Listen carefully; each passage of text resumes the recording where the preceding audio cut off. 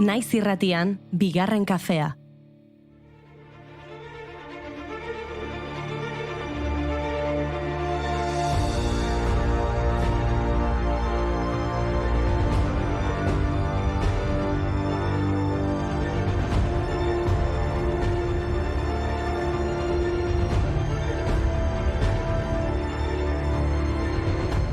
Horrela ez dago asterik, hasi orduko badugu mezu bat, aldatu aurpegi horiek. Bai, egia esan hemen bakoitza bere mundu paralelotan murgilduta ginen, baina bagatoz, ostirala da, mantalak etxera, eta soinekoak, eta pajaritak, eta takoidun zapatak, eta diamantezko lepokoak, eta zetazko alkandorak, eta alfombra gorria. Bihar amaituko da zinemaldiaren aurtengo edizioa. Bederatzietan egingo dute itxiera ekitaldia. Mireia Gabilondo aktore zuzendari eta gidoigileak zuzendua, eta Bob Pop idazle eta kritikariak egindako gidoiekin. Eva H. eta Loreto Mauleon izango dira aurkezleak. Eta nork irabazikote du urrezko maskorra, oraindik ez du aposturik egin. Etxen, dena den urrezko maskorra baino sari garrantzitsuago bat badago, Gure zozketarena. Belodromoan egingo den klausura ekitaldirako 2 sarrera bikoitz dauzkagu. Azken minutua dituzue parte hartzeko, idatzi gure Instagram kontuan edo hemen txatean eta ea zein den ikusi duzuen azken pelikula hori esan.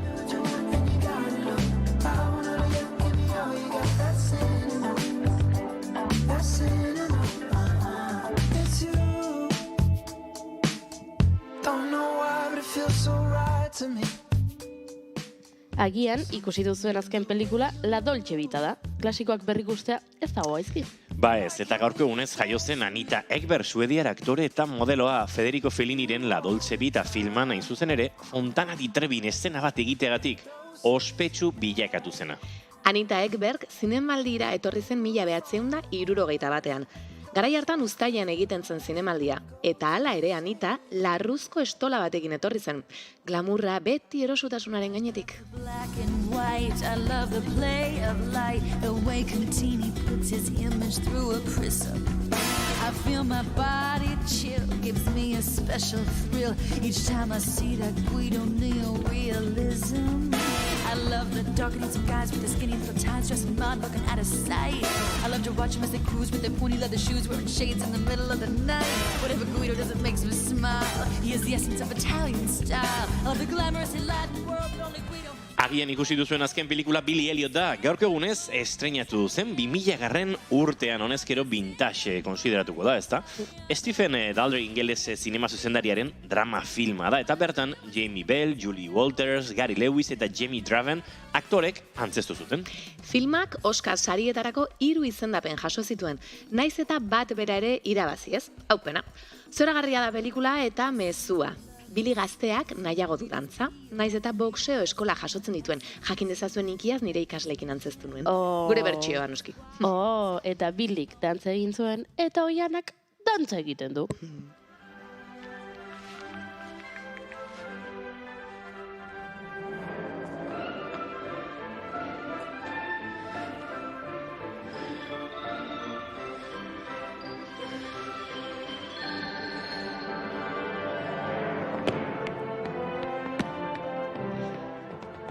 Agian, ikusi duzuen azken pelikula, Mientras dure la guerra da. 2019an zinemaldian ikusi ahal izan genuena. Badakizu zein den, ezta? Alejandro Amenabarrek zuzendua eta Carralejalde, Eduard Fernández eta Santi Pregok antzeztua. Pelikulak Miguel Unamuno du protagonistatzat. Idazle ezaguna altxamendu militarraren alde agertuko da publikoki, herrialdearen egoera gatazkatsua konpontzen lagunduko duelakoan. Ondorioz, Errepublikako gobernuak berehala kenduko du Salamankako Unibertsitateko errektore kargutik. Franco generalak bere tropak matxinatuen frontera ekarri eta arrakastaz aurrera egitea lortuko du. Gerraren agintari bakarra izateko isilpeko esperantzaz, baina dena ez dugu kontatuko naiz eta historia den, eta badakigu. Gaurko egunez jaio zen Miguel Unamuno Bilboko Zazpikaletako erronda kalean. Gaur egun 16 zenbakia duen etxean, 1926ko azken egunean zendu zen Salamankan. Nik ez nuke zertan kantu hau kantatu. Aurreko guztia ez balitz gertatu. Kausalitateak, bidegurutzeak, ateak. Ez balute hitzegin naizta debekatu. Ez balute sortu naizta ez kobratu. Ez balute amestu, ez balute asmatu, ez balitz bertso bat zauriaien patu. Maite dudan eran, ez banu maitatu, nik ez nuke zertan kantu hau kantatu. Mientras dure la guerra estrenatu zen urte berean, Jacques estrenatu zuten. Roman Polanski, poloniar-frantziar zinema zuzendariaren film dramatikoa. Dreyfus aferari buruzko Robert Harris idazlaren An Officer and a Spy eleberrian oinarritutakoa. Dreyfus aferaren harira, Emil Zolak Jacques eskutitza idatzi zuen. Felix Faure Errepublikako presidenteari zuzendutako eskutitza zen, eta Frantziako armadak 4 urte lehenago kapitain errugabe bat zigortu izana salatzen zuen. Kapitaina Alfred Dreyfus zen, armadako goi karguen arteko judu bakarra. Honela zioen. Hemen betetzen ari naizena ez da egiaren eta justiziaren leherketa bizkortzeko egindako ekintza iraultzaile bat baino. Nire protesta sutsua ez da nire arimaren oihua besterik. Gaurko egunez hiltzen Emil Zola, 1920an. Frantziar idazlea izan zen, naturalismoaren aita eta ordezkari nagusitzat hartua. Arrêter de fumer, la salle de sport sur des machines, faut s'essouffler, faut s'entraîner, faut marcher dans les clous, faut pas boire au volant, faut dépenser les petits sous, faut du réseau pour les enfants, faut ressembler à des guignols, faut que tu passes à la télé pour rentrer dans les... Edo agian, ikusi duzuen azken filma Las Buenas Compañías da. 1977ko uda. Beak 16 urte ditu eta herrialde osoko aldaketa giroarekin bat egiten du. Emakume talde batekin lankidetzan aritzen da kausa feminista ikustarazteko eta emakumei duintasunezko kondizioetan abortatzen laguntzeko. Itziar Ituño, Alicia Falcó, Elena Tarratz, Maria Zerezuela, aze aktore buskak. Gurean izango dugu gaur Ander Barinaga Errementeria, ekoizletako bat. Askotan hitz egin dugu zuzendari eta aktorekin, baina film bat egiteko bestelako lanak ere zaindu egin behar dira.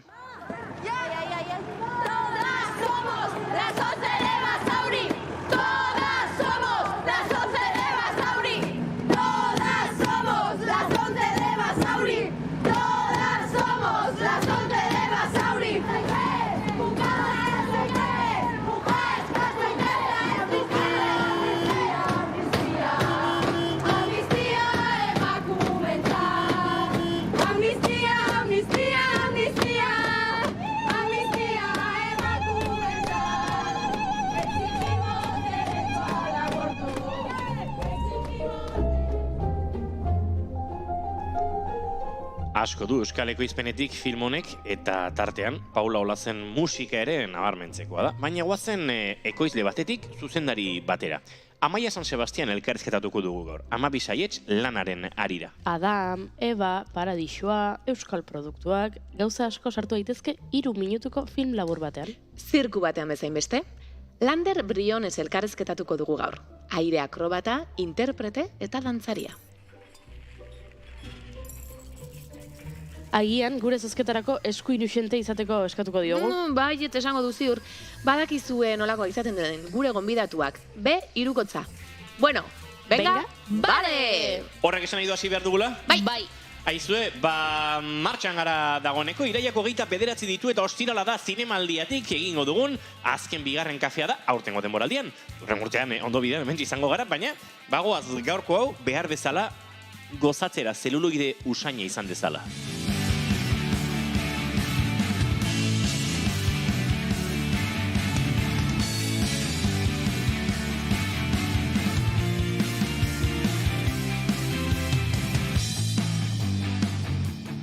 Zuekin entzule eta ikusle zareten oiek, zuekin, oiena Maritoren agenbe, egunon? Egunon! Zuekin, jaun Andreok, go juri ezeiz arandi, egunon? Egunon!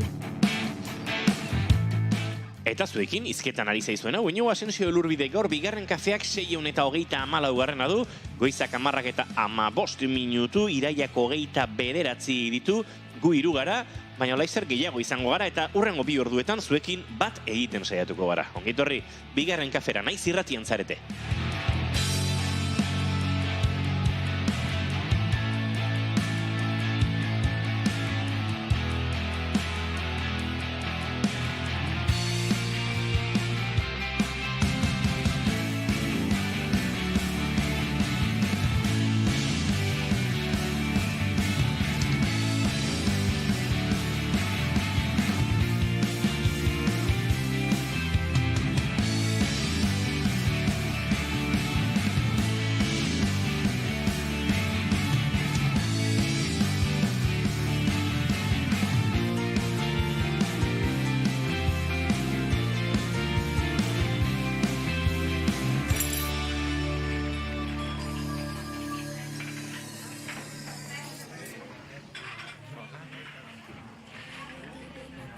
eskuta zaitez, baina inbeste hitzekin jastakizun horre zaren, etorrita esango dizut nola itzultzen den. Hizkuntza bakar batean ea ondo lertzen den, helburua garbi gorrotatzea alden, dakidanetan esango dizut nola ez. Hasi berri isilik geratu nintzen, irainetan igerian alabearrez. Zo lagun batek galdetu zidan, nahi zuzu kazetaria zarela eta musika giroan eta zabiltzala, eta zein egiten dio kantu hau Izarok? Jo, ez dakit, eta, beste gabe, bai, ex bati egingo zion edo lago zerbait, baina, ja, eskeso guapoa da, ez dakit zer. Eta, pentsatu, non, Euskal Herriak ere galdera hori egingo dio bere buruari. Zein egingo te dion kantu hau Izarok?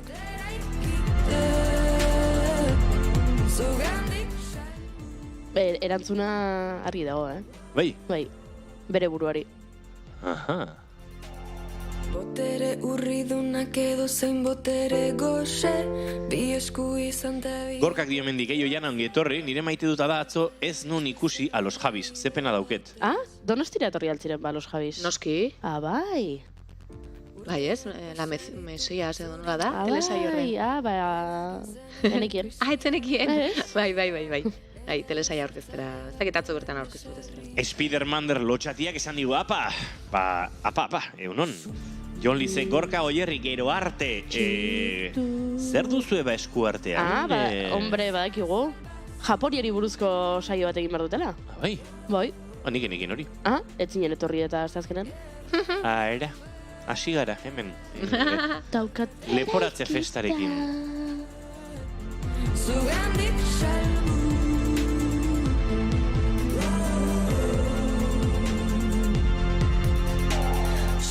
Zaska dio Jon Lizek, bai, bueno, lasai. Bueno, nik bi maite dut ez dauzkat. Eta saiatuko naiz maite dut bat ere lortzen. Ostirala da. Bai, horregatik, saiatuko naiz pixka borobiltzen. Jo, lehenengoa pixkat kolektiboa da. Damakigo aste guztia zinemaldian Goiurik eta biok, horrelako ahotsi xea pixkat, bai. Oso gaizki gaude. Atxedena behar duzue orduan? Pues, behar duguna da... Tolosako zuen txokoa, zuen laborategia... Akaso. Bai, ez baino, bai. Egia esan ahotxe nasal xamarregin gabiltza. Ez da naiz gunearen akustika, lasai. Ez dira gure mikrofonoak. Ez dira zuen mugikor, irrati edo danakoak. Gu gara. Gu gaude pixkatola mukizu. Gaude pixka mukizu. Ni pentsatu dut karaoke batera joatera Errosa Matzotik kantatzea. Begira. Fuego en el fuego, pixkatola. Nik ez dizut hainbeste nabaitu ba? Ez, pila bat nabaritzen da. Nik nire hau nabaitu eta raro gaur, imaginau. Itz batzuk ezin ditugu esan. Zein adibidez? Kosta Adibidez? egiten zaigu, ez dakit, sarreran bazegoen horre... Bai, baten bat. Endokrinoa eta olakoak. Gangola, eta... Ez dakit, bai, horren arira gauza bat esan badizut inogo. Zer? Gure beste lankide batik idatzi dit oraintxe bertan bronka botatzeko esanez, aizue, kontagiatu egin didazue, oso gaizki nago. Zeinek? Bueno, ez dakit esan daiteke. I.G.G. IGG. Bai, hori ipurdi biztan, hiliko zan porai. Ba, Oi. idatzi dit oraintxe bertan. Maja, katarroa pasadia zula. Behintzat maja ditu, no? Bueno, ez da gutxi. Eta zuk pasa diozu, eta nik ez. Bueno, ja, nola daki, ni izan naizela eta ez zu. Zure gehiago nabaitzen zaizu akaso? Niri, agian hori da. Hautxian. Ni oso gaizki nago. Nik, urrengo 2 orduak, bueno, ordu eta 40 minutu hauek... Isili pasako dituzu? Ez dakitelako. Baina sufritu egingo dut. Ke ba, plazerra izango da. Goiuri hemen elkarrekin egotia. Plazerra da beti, baina. Lehenengo bigarren kafea dugu aurtengoa elkarrekin. Egia da. Aurreko esan etzen jeneon, ostiarez. Hemen beste leporatze festa hasi bada, hasi da, Goiuri, hasi da leporatze festa. Nik ez festari bezala sanenik, plazer rutxagatik, aldamenean gaudelako. Ai, noski. Gainera beti urrun egoten geha, Tolosako laborategian berez, parez pare, ondo ere, parez pare, baino Baina hemen begira, ikusi zaigu bidean horrez. Elkarrukidez. Ze polita. Gure drama guztiak ez ziren. Jon Lizek esan digu, bide batez, edo, horratzetik ari, Jon Liz, zure ganatu nahi izan ezkero, Juan Ignacio Artxuagak gureratu zuen esamolde hau, edo, bai, horratzetik gari. Zuk, por cierto, esan duzun horren ordezko badakit oso euskaltzale fina zarela eta gustatuko zaizula, Jon Liz. Urrengo astean, Plonconf Eibarren, 2023.plonconf.org, autobombo dio. Aizu, astelenean, bigarren kafean kontatuko diguzu zer den, edo zer? Bai, za, Jon Liz? Hombre, hemen bestela publizitatea mutxutruk eginaz. Pentsatetekin pixkate maiguzu, betelana egin. Irratsaio duin eta serio bat garela. Bueno, nik bota dut lehenengo maite dut eza. Zue jarraituko duzu edo no? Maite dut eza zein zen. Gaixo zaudela, bale. Gaixo ez, baina mukizu gaudela. Bale. Ni nahi gaixo sentitzen, baina... Bueno. Baina bai, ahotsearekin lan egiten dugunok oso asko fijatzen gara hortan ez, eta nik bai sentitzen dut ez da hor frekuentzia batzuk gaudela hor pixkat. Bai, 1000 frekuentzia, 1000 hertzio inguruan gaudela, pixkate kargatuta. Bueno, iritsi bertzuen ez, zarenak eta zaudenak bat egiten duten eguna. Mukizu zaudelako eta mukizu batzealako.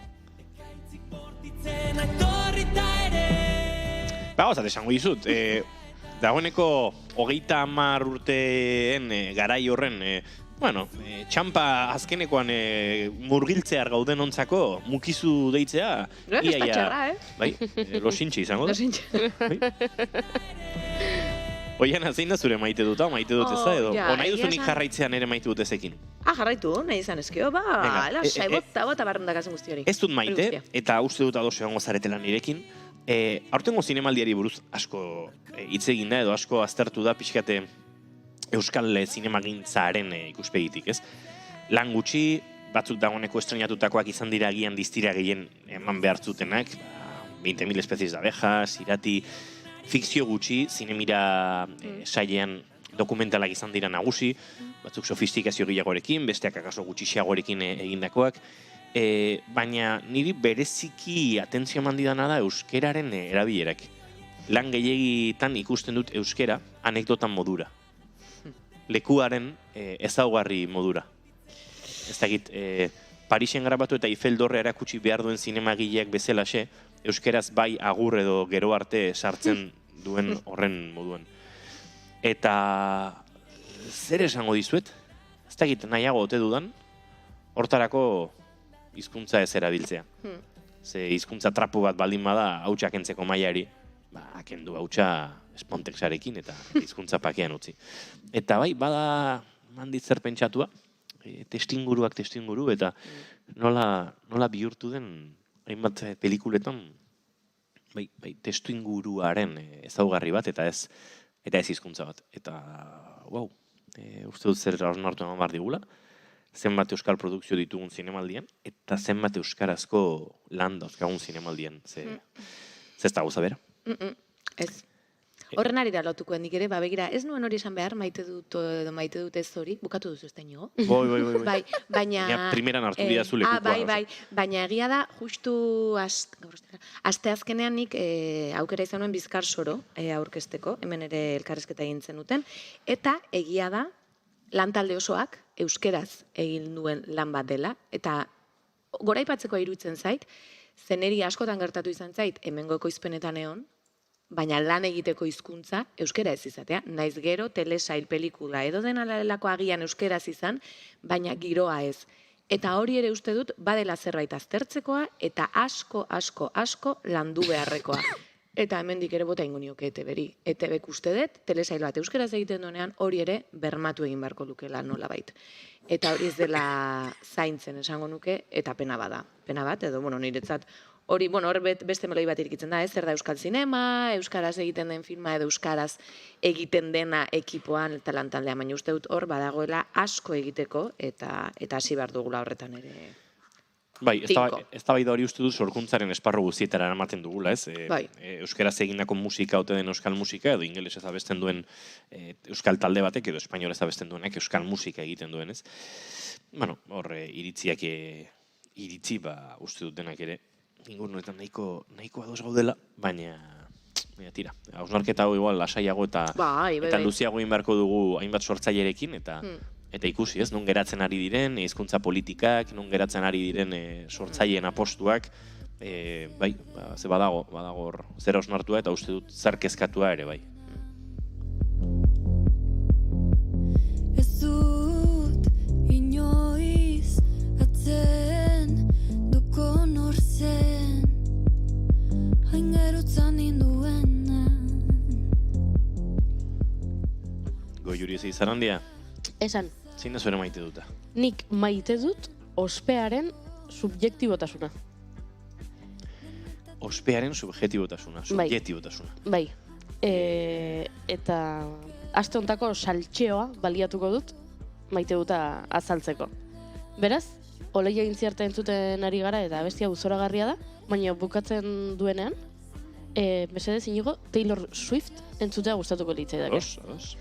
Taylor Swift ezagutzen ez duenarentzat, naiz eta ospearen subjektibotasun honetan pentsatzen dudan nahiko ospetsua dela, baita gurean ere, abeslari estatu batuar bat da, momentu honetan sekulako bira egiten ari dena, munduan zehar, naziarteko bira bat egiten ari da, sarrera guztiak agortuta herrialde guztietan, Argentinan egin behar duen kontzerturako jendea dagoeneko ilaran dago eta 4 hilabete falta dira kontzerturako. Osea, badaude zale batzuk 4 hilabete pasako dituztenak estadioaren kanpoan lotan, kanpin dendetan, kontzertura joan nahi dutelako.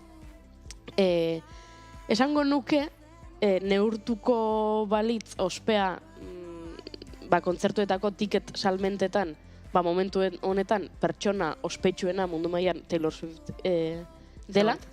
Eta Taylor Swift aste honetan berriro, guztion ahotan, ez guztion ahotan, baina bereziki estatu batuetan hango guztien ahotan egonda, mutilagun berri bat omen duelako. Edo badagoelako saltxeo pixka bat. Badirudi, ikusi dituztela elkarrekin Taylor Swift eta Travis Kelce. Travis Kelce da futbol amerikarreko NFL, National Football Leagueko jokalari bat, hainbat Super Bowleko finaletan parte hartu duena, oso ospetsua kirolaren munduan, behintzat futbol amerikarraren munduan. Zer gertatu da? Batzuetan eta askorentzat Taylor Swiften zaleak direnak ez direla izaten futbol amerikarraren zaleak eta futbol amerikarraren zaleak direnak ez direla izaten Taylor Swiften musikaren zaleak. Eta orain bi unibertsio horiek elkartu egin dira. Travis Kelce oso famatua da bere inguru horretan. Guk hemen ez dugu kontsumitzen futbol amerikarra, baina egian eta zuzendu norbaitek jarraitzen baldin badu, futboleko Messi edo horrela izango litzateke. Eta orduan oso ospetsua da bere giro horretan, baina jende askok aste honetan deskubritu du Taylor Swiften mutil lagun bezala agertu delako. Eta orduan TikToken egin dute challenge bat dela Taylor Swiften zale asko beraien aita, mutil lagun, senar edo neskalagun, futbol amerikarrean adituak diren lagunei galdezka, bideoa challengea da, zuk grabatzen diozu, zure senarrari esanez. Taylor Kelce hau, guain hasiko da bere ibilbidea, eskerrak nola Taylor Swiftekin agertu den edabideetan, seguro guain deitzen diotela, ez dakit publizitatea egiteko, seguro beste talde batek fitxatu nahiko duela. Travis Kelce hori. Bai, zuk esan behar diozu, zure senarra balin bada futbol amerikarraren zalea, grabatzen diozu, esanez, guaintxe hasiko da mutiko honen ibilbide profesionala. Hurrengo urteetan ikusiko dugu leku guztietan. Eta orduan senarrak esarretu egiten dira. Baina, zergatik esaten duzu, baina nola esan dezakezu hori? Orain momentuan dagoen jokalari famatuena da, nola egingo dela famatua Taylor Swiften mutila izateagatik? Eta asarretu egiten da. Eta grazia asko egiten dit, zergatik, osbearen subjektibotasun horrengatik. Batzuetzat ez dago Travis Kelce baino famatuagorik. Eta besteentzat, soilik Travis Kelce ezagutzen dute Taylor Swiftekin agertu delako argazki batzuetan. Grazia asko egiten dit nola zuretzako hain famatua den norbait beste batentzat ez ezaguna izan daiteken. Eta hori hemen ere gertatakizuke Ba, ez dakit, Aitziber Garmendia ikusten baldin badugu guk hemendik pasatzen, deno jakingo genuke. Ara Aitziber Garmendia.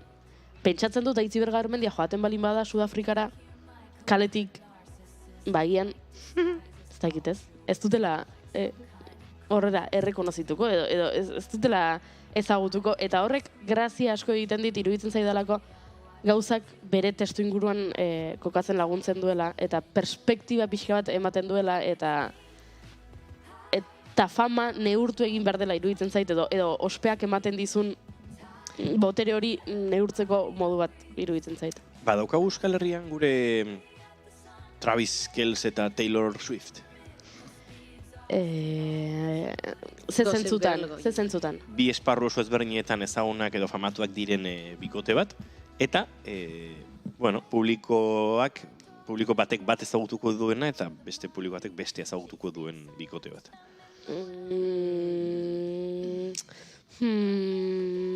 Niri ez da torkitu nahi. Ez dago euskal futbolari bat, euskal aktore batekin, edo horrelako gauzak ez? Borja Senper eta Barbara Goenaga. Hori pentsat bendik. Haien politika jarraitzen zuenak Borja Senper ezagutzen zuen eta Barbara agian ez hainbeste. Esango nuke Barbara Goenaga euskal imaginarioan zegoela askoz gehiago, erdal imaginarioan baino. Beraz, Pepeko jarraitzaile batzuk Barbara Goenaga kaso ez zuten ezagutuko. Hori da. Eta euskal kultura jarraitzen duen jende batek Gipuzkoan Borja Senper ezagunagoa zen, ez? Donostiako eta Irungo girotan, baino, Maiabian akaso jendeak ez du Borja Senpera inbeste ezagutu, orain Madrilen dagoela eta akaso gehiago. Ba, izan daiteke. Gorkak idatzi du Goiuri eta Peio Reparaz. Goiuri eta Peio Reparaz, ez? Peio Reparaz ezagutzen duena Goiuri ezagutzen du, Gorkak, eta alderantziz. Biak daude, ez, espektro berdinean. Bai, osea, Star Sistemean... Euskal kulturaren, ekosisteman. Ospearen maila berean gaude. Izango zan pixkat Durangoko azoka tim, ez? Durangoko azokaren imaginarioa.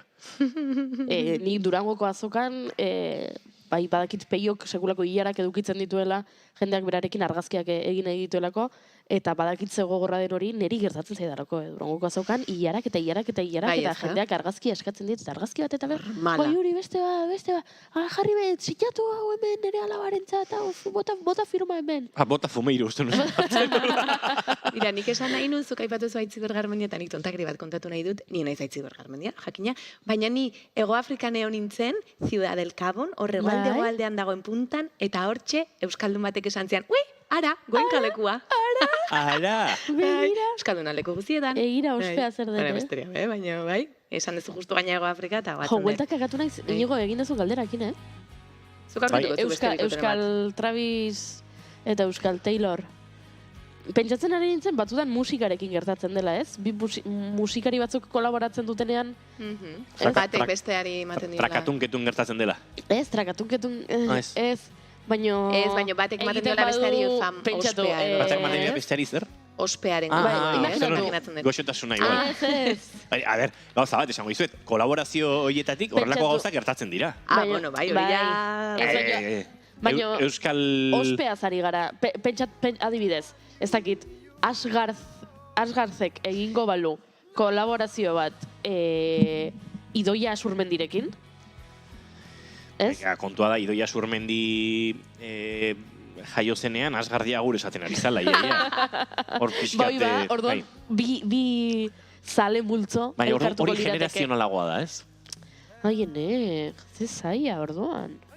Travis eta Taylor, Euskal Travis eta Taylor. Egia da... Sortuko da, baten bat. Ez ditut futbola ez dut jarraitzen, eta orduan ez dakit Realeko edo Atletikoko edo Osasunako edo jokalariak zeinekin dauden. Zein diren jokalari hoien bikotekideak, orduan ezin dizut esan... Egongo dira, segit, baina bai. Normalean, bikote kulturalak oso ikoak dira. Ez? Ez dakit, bertsolari abeslari, idazle bertsolari, abeslari, aktore abeslari, horlako kontuak. Idazle. Bueno, haue guzti izen abizena jartzeak igo genuke, baina tira, ez gara horregan hasiko, ez gara horrelakoak. Jainkoak libra gaitzala, hori bai gara, kristau finak eta euskaldun federunak. Zeona Muganen mina baino lehen kantu hau, hain zuzen ere, gaur gure lehenengo gonbidatu orkestu horretik, zozketa likidatzeko, goiuri. Ze baditugu, 2 sarrera bikoitz, bihar larun bata, arratsaldeko oker espanaiz 7:04 gutxiagotan, izango den ekitaldi zoragarrirako. Hain zuzen ere, Donostiako Belodromorako, 2 sarrera bikoitz dauzkagulako, zuen artean zozkatzeko. Ondo esan dute, 7:04 gutxiagotan, Belodromoko zinemaldiko itxiera ekitaldirako, 2 sarrera bikoitz galdetu dizuegu aste honetan zehar, zein den ikusi duzuen azken pelikula, behintzat baieztatzeko, zozketan parte hartzeko, pelikularen bat ikusi zenutela, baina ez garasi epaitzen pelikula ono txarra zen, orain dela gutxikoa da espaldikoa zen, denak zakura. Goiuri, a ber, jendeak erantzun du. Baina zukatako ezu? Kalabaza tripontzia. Esan dezu Lander gatako zula? Oi, barkatu. Bale, kaso Lander gatera bardu. Bai. Baina Landerri mikrofono iriki beharko zaio orduan zerbait aipatzeko. Hortan ari nintzen. Bale. Eta igual irudia ere, Eta irudian jarriko dugu, ikusteko benetan Lander ari dela, 2 paper atera behar dituzu. Bai, bi sarrera bikoitz dira, eta hoxe. Bi atera, eta... Pauskat. Ui, urdubitasuna... Bueno, azteko, egunon, Lander Briones. Egunon, hola, iritsi eta ja... Lanean jarri zaitugu. Iritsi eta lanean jarri dugu. Bale, venga, ba. Daude. Venga. Lehenengoa. Gorka Santesteban. Este izango. Baitzea. Ez da posible. Zertatzen da. Gorka izango dela gure entzulerik entzuleena. Beraz, merezitako saria. Hori da. Harrik askoak nahi baduzu, Lander. Boa, Gorka. Gaina txatean idazten ari zen oraintxe bertan. Bai. Gorka, bi Gorka sarrera irabazi dituzula? Abildua Gorka Santesteban 14, edo abildua Gorka 1979 goierri. Gorka, zorionak. Pentsa Jon Lizekin joan daiteke, elkarrekin joan daiteke. Begira, egia da. Bueno, bigarren bat dakago, Bigarrena, bai. Zai urduri. Utsa dago. Boton blanco. Beste bat atera barko Ai, boton blanco oso gaizki dago bizitza. Ez. Ai, ene. Zer gertatu da. Bueno, venga, beste bat dakago. Kolatu zaigu. Oain bai. Irene Balzategi. Irene Balzategi. Bueno, hau ere Euskal Ekosistemako kide eta lagun. Bai. Bai. Bai. Zer nahi du horrek? Jogo trampa egin duzula, Ireneri sarrera zokatzeko? Esan nahi dudana da, gure entzulen artean, kulturgile asko ditugula. Horrela gertatzen da. Ian trampa egon da hemen, Ez. Aizu, Lander, eskerrik asko, gure eskuin inusientea izateagatik. Bueno, eskerrik asko Lander Briones. Eta gazte, indezin berrekoa. Txiste laportu dira zuen jogo. Barkatu oso originala zen txistea eta bio batera egin dugu, baina bio batera ez lapurtu egin diazu. Vale, barkatu. Horein bai, goizeko 10:29 minutu, Lander Briones aurkeztuko dizuegu, segituan lasai entzule, broma bazela.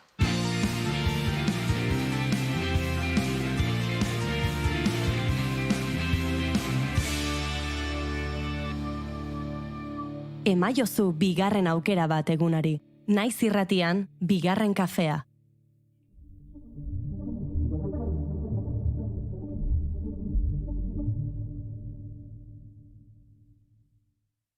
These people,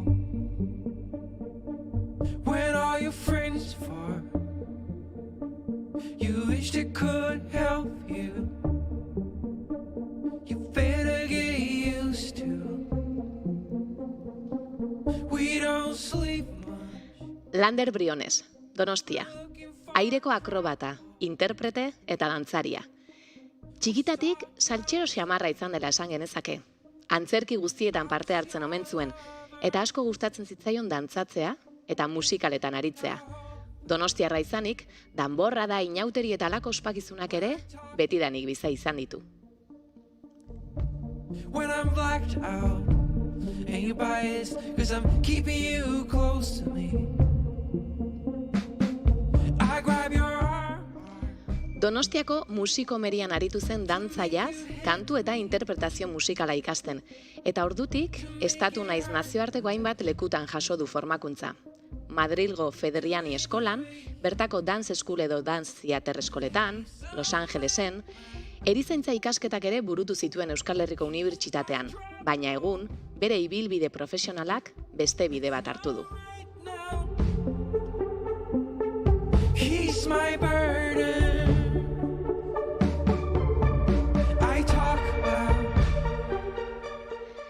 Madrilen antzerki musikala egiten ari zela deskubritu zuen zirkoa. Oso ondo ematen zitzaizkion arlo horrekin zerikusia zutenak, eta horrela, mundu horretan barneratu da pixkanaka. Bere karrera batez ere, Madrilen garatu duela esan genezake, eta bertan alderdi artistikoa ikasi eta garatzeaz gain, artista berrien prestakuntza eta zuzendaritzan ere aritu da. Horrela, hainbat iragarkitan agertu da, eta berak ikasitako guztia formakuntza bidez zabaltzen aritzen da, eta baita ikuskizun ezberdinak sortzen ere. Madrilgo Federiani eskolan esaterako klaseak eman ditu, eta hainbat ikuskizunen zuzendari izan da. Donostiako Dirdira antzerki musika eskolan ere aritu da eskolak ematen. Eta horrez guztiaz gain, 2021 ekainetik, Euskal Herriko txokoetatik bidaiatzen dabilen gure zirkua taldeko kide da. Eta bertan, akrobazia aereoak egiten ditu. But I cannot say anything. This is a secret. Azken urteetan Euskal Herrian finkatuago dagoelarik, bere egitasmo kutxun bat ere abian jarri duela esan genezake. Zirku SS, Donostiako lehen zirku garaikide konpainia. Herritarrak eta Gipuzkoako agente profesionalak batzea du helburu, sormena sustatu eta prozesu kreatiboa ere erakutsiz. Tailer ezberdinak eskaintzen dituzte, joan den astean lehena, eta aurrera begira ere, hala arituko dira. Lander, zuzendari artistikoa da Zirkus SS-en, eta Irati Garmendia komunikazio arduraduna. 9 artista daude momentu honetan bertan. Hauek guztiak, urriaren 2an bertan, sustrai ikuskizuna sortzeko lanetan murgilduko dira. Oholtzara, abenduaren 1 Donostian eramango dutena. Hau guztia gure zirkua tafaian dagoen bitartean, eta guri ere tartetxo bat eskaintzeko aukera izan duen honetan. Ongi etorri bigarren kafeko kafeutxera, Lander Briones. Ongi etorri, eskerrik asko. Now he's so reliant. Lander, lehen alderanik egingo dizut, horrela egokitu zitzaidalako sekzioni izena jarri genionean, kafe hutsa izena du sekzionek, arte eszenikoen protagonistak izaten zarete gurera, eta nik galdetzen dizuet estadistika osatzeko. Egunen batean inork estadistika eskatzen badigu. Ez du oso txuku. Danak apuntatu. Bai, hombre. Azeta batean dago, Txurizko eta paperetan. igual tardatuko dugu, baina bai, txurizko paperetan hori da. Kafe zalea zaren, bai ala ez. Oso. Buf. Kafea, nun dao? Nun dao? Bai, egia esan, hemen ez daukagu inugo. Bueno. Ez daukagu hemen kaferik? Ez. Niko hain txikarriko dut kafea. Kolakauik ere ez. Zaten duzu, utxa, ebakia, Bakia edo kafesnea. zein nahiago? Zein nahi, oain utxa. Utxa orain. Ja kafesnea hartuta, oain utxa. Oin utxa, oso ondo, nire kontu. Ara? Ados. Eta guretzat? Ja. Zuei lehen oskeni zuet, kolakaua ez dezuelako kaferik hartzen. Eta azkenan ez esan diogu, Egia da. arrazoi. Ez esan didazu, eh? Uste Egia da. baiezko esan genuela, eta azkenan ezin zara. Bai, Lander, ikusten zu, bigarren kafe izeneko saio honetan, ostiraletan hemen biltzen gara kafe zale bat, zu bezalakoa, eta bi kafe zale ez Eta direnak. bi kolakau zale. Hori da, bai, Hori da. kolakau edo te, bueno, nik te batekin ere ondo zu, goiuri? Ez, kolakaua. Kolakaua. Osari gintzen orain txego goratzen kolakauren abesti mitiko ura, eta gaur egun, Jarraitzen du abesti horrek? ez, hombre, Ah. ez, politikoki Bai, ez dakit, baina nik aspaldi nahiko... Gure Zein da buruan kolaka- bai, zein da ez, kolakauaren kolakau abesti? desayuno y merienda. Bai, Hori. hau oso Hori. zuzena da baina. Hori, Yo soy gehiago. aquel negrito Bai, de hori. la De la África África tropical tropical, que cultivando cantaba la canción del colacao. Osea, ¿Y cómo hori- verán ustedes? Hori gaur egun uste dut, elitzateela Ja. gertatuko. Ez, hori ezin da. Egia da. Gaur egun ez. Gauza batzuk aldatu dira, beste batzuk ez hainbeste duela gutxi sare sozialetan ikusi duzue, nola aur beltz bati Irlandan ez dioten haren domina, bueno, orain dela urte terdiko kontua izan da, bere saria eman, dena aur txuriak, familia beltz bakarra gimnasia erritmikoa egiten, edo artistikoa, ez nago ziur zertzen. Artistikoa. Eta domina materako orduan, epaileak, emakume zuri arrazista batek noski, pasatzen du ume hura Dominikena eta hurrengoari ematen dio. Urte terdi igaro da, Simon Biles izar nazioartekoak eta olimpiar erreginak salatu behar izan du bere sare sozialetan, berriz ere oihartzuna izan eta azken orduetan atera du bertako federazioak horrelako barkamen eskaera edo urte terdi beranduago. Familiak dagoeneko ez dakit askorako beharko zuen, baina pentsa, arrazakeria ez da inbeste. Barmena, baina eman diote zaria baita. Uste dut orain domin hori helaraziko ziotela, baina pentsa ome horrek urte terdi hortan ez, orokorrean aurretik ere. hain elitista eta hain zuri zen giro batean askotan familia beltz bakarra eurek direla kontatzen dute, eta pentsa. Tira, kolagoak eta kafeak alde batera utzita, Lander Brionesen elkarrizketan murgilduko gara. Oiana Maritorena, Lander zuretzako. Ni kafe bilanoa. Osando, earki. Bueno, Lander. Ai, jarri. Claro, es que kafe bilanoa eta...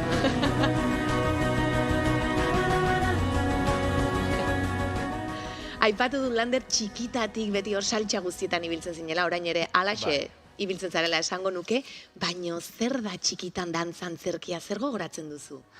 Hola, nire lehenengo oroimena da, betidanik, osea, nire gurasoen lagunekin edo nire amarekin dantzan egoten etxen, denbora guztin. Hala. Eta goratzen ez, bere amaren lagun mina, zala oso zalea, dantzaz eta, bueno, batxata, tango, no seke, eta txikitatik esaten du, ikasi nahi dut, eta berak erakusten zian. Bai, Lehenengo pausok, hola, eta hori da nire lehenengo horremena zergatik dantza. Ze polita. Bai, ez da, oso polita. Imaginatu etxe horretan segiro egongo zen zealaitasun, holakotan. Baina, dantza ikasi zenuen, hainbat eskolatan ibili zinen hemen ere, baina gero erizaintza ikasi zenuen. Bai, bueno, azkenean baita da, ohikoena da zerbait ikastea, eta ia txikitatik hori erakusten digute, ez?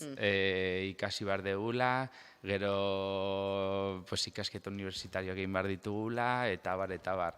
Baina berez nire bihotzak esaten zian, nire bidea zala alde artistikoa edo kulturala. Eta bihotza jarraitu duzu, azkenean. Azkenean bihotza jarraitu nun. Pizka berandu zeago, baino lortuet. Bai, eta ondo lortu. Lan asko eta lortuta. Baina uste duzuk esaten duzun bezala zure biografian zu konstantea zara jartzen duzu hor nahi duzun horretan, ez? Fokua eta hortxe bideratzen duzu. Bai, helburu badakadanan ezin dut gelditu. Osea, denbora guztin nago horren bila. Horren bila. Igual obsesiboki. Kostazitzaizun onartzea, bai nik ikasketa hauek egingo ditut eta hau egingo dut, baina nire bidea beste bada? Ez, hoi egin nuenean, mila esker kafe, korri da, Ez dakit nola, baina ertu hemen. Ez, hasiera baten, ni argi neukan, bueno, alde eszenikoa edo arte eszenikoa maite nituela, baino erizaintza aukeratu nuenean, berez, medikuntza hasieran egin behar nun, gero nota korte eta horrekin ez nintzen sartu, eta ja erizaintzan nengoenen kontatu nintzen oso gustora nengoela erizaintza ikasten eta erizain izateko prest. Orduan azkenean esan duen, bira, jarraituko dut, gustora nago eta egindako lana edo egin behar nuen lana asko gustatzen zaidan, zan problemarik. Baina ja urteak pasata, ja, 8 urte egon nintzen erizaina ospital Donostin, eta hor bertan ja barruan nengoela esaten nuen, ostras, denbora pasatzen da, eta beti dakago burun denbora igual infinitua dela, ez? Beti eukiko dugula aldea zerbait berri egiteko edo beste gauzaren bat egiteko. Eta, bueno, azkenean ospitalean egonda ikuste dituzu gauza batzuk, igual ez diala erresak jasatzeko edo gero etxea eramateko, eta bertan kontuatu nintzen, ostras, haiek ez dute aukeratu igual gaixotea, eta ez dindegu aukeratu. Beraz, hoi dator eta denbora aldatzen da. Bertan bera utzi nun, erizaintza, eta esan nun, venga, Madrila, banekin Madrila joan behar nintzala, ze esan, bueno, leku bat baita asko gustatzen zaidana, eta bertan da, mugimendu kultural handia, batez ere, antzerki musikalen, eta horregatik aukeratu nun baina. Hoitzala momentua. Eta antzerki musikala Madrilen ikasten ari zinela, ezagutu omen zenuen zirkoa. Bai. Ordura arte ez zenuen harremanik izan zirkoarekin. Bueno, txikitan, bai, hemen Saguesen jartzen zituzten karpak eta bai goratzen naiz Ralui zirkua junintzala, eta,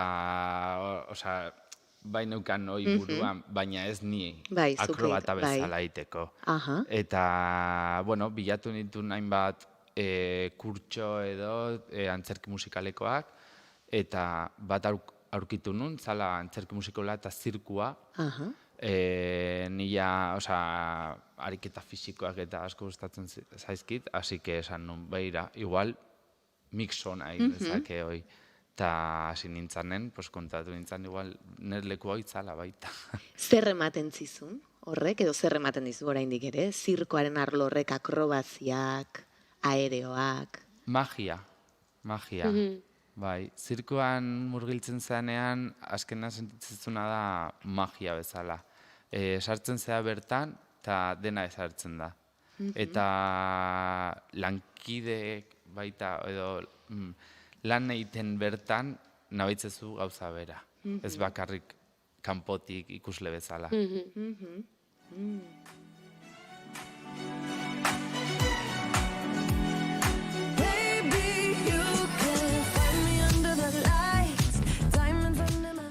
Goizeko 11etarako 8 minutu falta dira, baina lasai, Lander Brionesekin, boletiaren ostean ere, pixkatxo bat jarraituko dugu, Oianak galdera asko prestatu ditu, Lander, konturatuko zinen sarrera entzuterakoan zure bizitzeari buruz asko dakiela, Oianak? Bai, flipatu egin, pentsaudet eta ze kontatuko niko. Badaukazu asko kontatzeko. Bai, badago kolektibo bat, Oianaren sarrerekin hola pixkate gainartuta dauden aktore eta dantzarien kolektibo bat, eta nahi baduzu telefona pasako dizugu.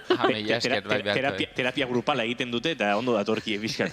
Naizu da, zuk bazenekin hau egintzike, baki nik ere, hori Oianak topatu zuen eta bai. Ja, batzutan. Lan egin behar dira, irratian eta prestatu behar dira entrevistak eta Oianak prestatzen ditu. Gero saiatu naiz Landerren inguruko txoritxoren batekin ere hitz egiten, hori onartu behar dut. Batematek zehor hola bota dit. Bai. Kontatzen ari zinen pixka zirkoa zertzen zuretzat, magiaren mundu hau. Asko aritu zara Madrilen batez ere, eta formakuntza asko egiten dituzu zuk ere, ikusi ditut Instagramen adibidez zure sareetan, ikusten da zu pertsonekin individualki lanketak egiten, eta zure, zuk dakizun hori guztia irakasten. Nola egiten duzu hori edo, nondik bideratzen dituzu beste artista batzuk ere? Bueno, ni gehien gustatzen zait, bakoitza dakadan bihotza edo arima bere lanen jartzea. Ez dakit behaien lana izan beharko denik, baino hala ere saiatzen naiz organikoki ez da behaiek sortzea edo behaien ideiak eramatea gorputzara eta mugimendura. Eta egiteituan tailerrak edo gauzak normalean handik, leku hortatik ateatzen ditut. Behaien mugimendua edo sentitzen dutena, mugimendura eramatea eta bertatik sortzea, izan daiteke aereotan emanaldia, edo igual izan daiteke testu bat, ez du esan behar, bakarrik aereotan edo erakusten dudanik. Eta zuk sortzen dituzunean zureak, aipatu du 2021ko ekainetik gure zirkuan zabiltzala. Bai. 2 urte pasadira dagoeneko, eta bertan zure ikuskizunak egiten dituzu. Zuk nondik sortzen dituzu pieza horiek? Zein izaten da abia puntua, akaso ezberdina batean eta bestean? Ze galdera ona, baino ez dakit. Eske sorkuntza prozesuak askotan ez dauka hola azian undaon argi, ez dakit. Oain, denbora guztien gure zirkuan basilatzen diatez pilota imaginario bat ateratzen dut, eta pilota imaginario horrekin atatzen daizenen, askote esaten diate, eroiko zaizu, edo ez baita hola, imaginarioa da, horregatik, me vacilan, baina... Baina adibidez hori gertatu zen Madrilen aroko numero bat prestatu behar nun, examina neukan, zirkuko examina, eta aste bat baino lehen justo hautsin nun saietx bat, ola fisura bat neukan, ezin nun aurkeztu, baina ala ere esan nun, ez. Hoi ja prestauta neukan, eta pilotako imaginario honen numeroa prestauta ia neukan buruan, ze azkenean ezin nun entrenatu. Karo, bai. Eta hori egin zenuen. azkenean lortu nun egitea, eta aurkeztu nun. Eta niretzat igual mezu bola berezi dauka numero horrek. Oain gure zirkuan, izan dut mandiat aukera bestia aukeatzeko, errefuxiatuena, izaroko errefuxiatuena erabiliet, eta bere mezuagatik, eta baita azkenean piloto imaginario hortan, imaginau dut ez dagoen jendea. Beira zederra. To see you dance just one more time. Ooh, I see you every time. And oh my, I like your style.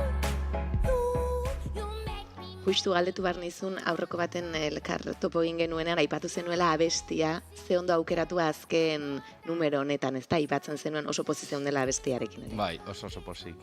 Bai, azkenean lan asko egin dute baita musikariek, Ibon Mendibilta Unai Zabaletak, egin dute, behaien bertsioa, bakarrik instrumentala, eta azkenean geratu da bertsio polita, espeziala, eta aeroak egiteko oso aproposa baita.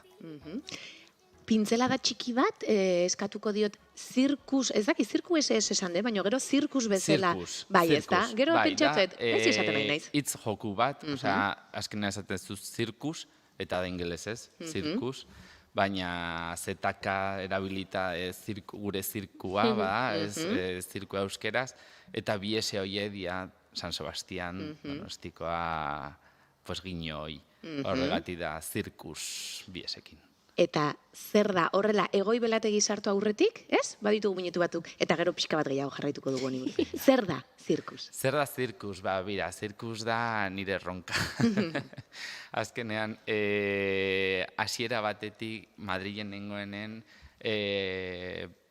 hastan gertatu zait edo nire lankideekin eta esaten genula, nola ingo dugu gure gauzak egiteko, zein izango da gure gauzak egiteko unea, non lortuko dugu egitea, eta horregatik neukan buruan konpainia bat montatzea. Mundu mailan badaude konpainia asko, zirkugaraikiko konpainia asko, eta sare industrial mundiala badago horren ingurun, eta azkenean Donostin edo Euskadin oso gutxi. Hoia bi helburu horiek edo bi erronka horiek hartuta, esan nun, zergatik ez hemen, zergatik ez dugu egiten konpainia garaikidea bat, nun zirkua, dantza, antzeslana erakusten dugun, eta baita aldatzen dugu pixkat sozialki zirkuaren ideiak edo, ze azkenean jendearen buruan dago zirkua daiela karpak edo titiriteros edo kaleko jendea egiten zirku infantila edo animaliekin. Bai, lehen komentatzen genuen ez, kolakauaren abestia gaur egun gaizki eta lehengo zirkoak, nigo batzen naiz, elefante gainean montatuta Tolosako zirkoan. Bai. Aldatu dira. Baina hori asko aldatu da, eta hori izan beste begarren helburua edo aldatu beharrekoa, ez? Antzokietan egiten da baita zirkua, baina hemen ez dugu nola ikusi. Segituan jarraituko du Lander Brionesekin izketan, baina bagoaz estudio zentraletara, bertan Egoi Belategi lankidea dago eta azken ordukoa gurera ekartzeko. Egoi Belategi, egunon? Egunon, baita zuei ere, zer modu zaudete, goizeko 11 eta azken ordukoarekin gatoz. Nazioartera jo behar, datu kezkagarri bezain beldurgarri batzuk eskaintzeko 2500 migratzaile baino gehiago hil edo desagertu direlako Mediterraneoan aurten Europara iristeko aleginean Nazio Batuen Erakundearen errefuxiatuentzako goi mandatariak emandako datuen arabera. Erakunde honek adierazi du baita ere kopuru hori iazko aldi berean baino ia 50 gehiago dela ordurako 1680 pertsona baitzeuden erregistratuta hildako edo desagertu gisa. Era berean ohartarazi dute zenbaki hauek Mediterraneo itsasoari eragiten dietela besterik ez eta dezente gehiago direla ziur asko lurrean hiltzen direnak hedabidek eta erakundek horren berririk izan gabe.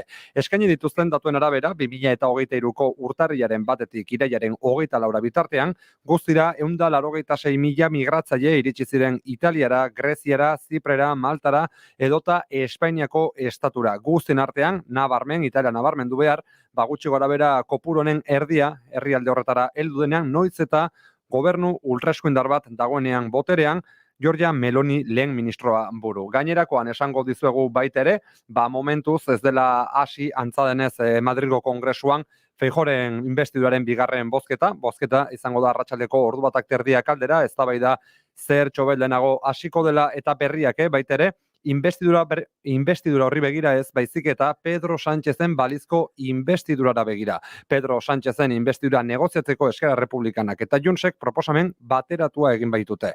Hitzartutako erreferendum bat egiteko baldintzetan lan egitea eskatuko diote PSOEri bi alderdi hauek parlamentuan adostu dute testua eta amnistia eskatzeko testuari KUP ere gehitu zaio. Testu hau bera iritsiko dela gaur, ostiral honetan, Kataluniako parlamentera beraz ikusteke horrek nola zailtzen dituen kontuak Pedro Sánchezen balizko investidura horri begira. Goizeko 11:02 minutu ditugu, informazio praktikoa ohiko lez.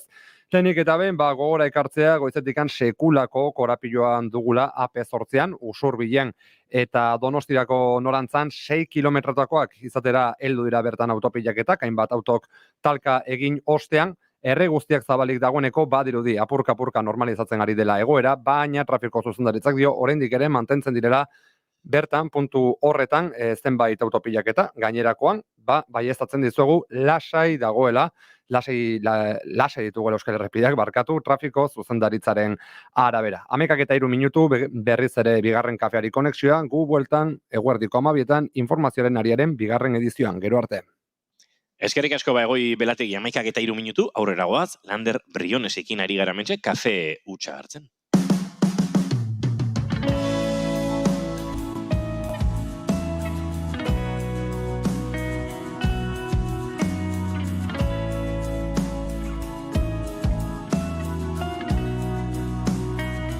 Utzi dazu kontatzen, zederra den itzultzea. Utzi dazu kontatzen. Hemen txentzuten dugu abestia, ez da? Zirkusi buruz ari ginen, kontatu diguzu pixkat nondik abiatu zen egitasmo proiektu ederra hau. Eta kontatu diguzu pixka bat ere, nik esan dute biografian hasieran 9 artista daudela bertan. Ez dakit nola den pixka bat 9 artista hauen funtzionamendua, nola egiten duzuen orain lan, azten ari zarete ere, nik konta diguzu pixka bat. Bai, zirkus oain jaio da. Hori da. Lehengo astean hasi ginen lehenengo tailerra, ze azkenean zirkusen ideia ezan bakarrik sortzea emanaldia, bai badakagu, estrenoa, abendu baten, gazteztenan, baino ez hori bakarri baita, sorkuntza prozesu hori erakustea. Eta nola sortzen dugun erakustea jendeari. Hoi egiterakoan, pentsatuen nola. Tailerren bitartez, jendea badauka tailerretan parte hartzea eta tailerretan lantzen dutena, gero emanaldian ikusiko dute. Orduan, jantziak prestatu nahi dituzu, jantzien laborategia badakazute egiteko, eta lantzen zutena, gero zirkuko artistak eramango dute. Orduan, egiteko azkenean jarri ginen kontaktun eragile kultural askokin, Donostian edo ingurukoetan, eta adibidez musikeneko konpositzaileek egin digute banda sonora, musika prestatute behaiek, gero Estibiko eskolak handoaingo bideo eta Soinu eta bideo eskolak parte hartuko dute bideo edizioan eta baita iluminazioan.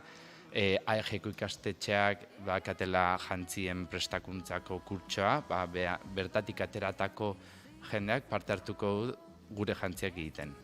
Azkenan sare hoi, dena joango da zirkus konpainiako sorkuntza prozesuan parte hartzeko. Eta bestalde badazkagu denbora berean, tailerren denbora beren eta behaien sorkuntza prozesu berean, gure sorkuntza prozesua. 9 artista, batzuk hemengoak, beste batzuk kanpotarrak, etortzen dianak 2 hilabeteentzat, osea, 2 hilabeten egiteko emanaldia, sustrai emanaldia. Azelana, atzerik egin duzuena, Augustia saretzeko, bilatzeko eta sortzeko, ez da? Urte bat eta piko da namatzago honekin ja. Azkenean, baita jaio zen martxap egitasmo batetik, deitzen da martxap, eta da gazteri saiako behaien proposamenak edo gazte proposamenak bideratzen dituztenak. Orduan, hautatuak izan ginen, eta horregatik lortu dugu aurre ateatzea, behien laguntzakin baita.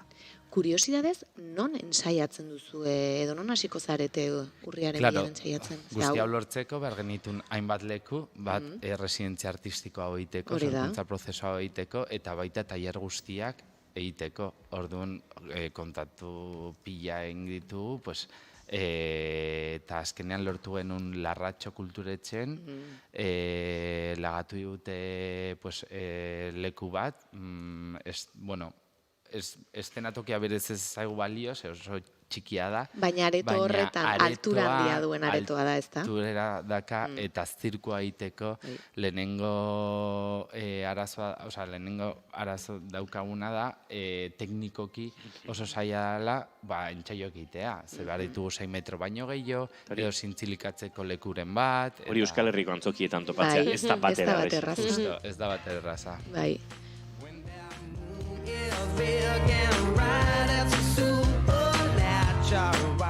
Justu aipatu behar nuen, duela gutxi gaina hemen gure iazko azken gonbidatua izan zen Maitane Sarralde, berak desanudate ikuskizuna dauka, eta duela gutxi Lezoko kilometro zero, ez da noa izena bemusondo jaialdian ikusteko aukera izanun, eta egin zuten ikastolako patioan, eta kriston estruktura zeukan, eta ikusten zen sartzen zela milimetroengatik, eta berak ere pentsatu zula iristean, ama nola egingo dugu.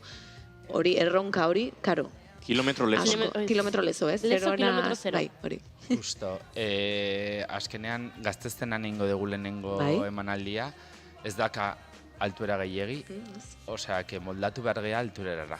Aldatu behar ditu hainbat numero, ze esan dezunez, behatzi artistaia, bakoitzak badatozte igual binaka edo bikote bat da artistikoa, non nahi dute mano a mano, deitzen dana, edo bankina, eta da bata bestari botatzea gora eta mortalak eta gauza egitea, baina, klaro, altuera behar dugu horretarako. Eta, adibidez, gaztezenak 5 metro azka. Berez, ez derreza moldatzea. Lehen esan duzu 6 metro edo gutxienezko izan litzateke. 7 metro gutxieneko altuera, baina moldatzea badeu baita, estenatokira.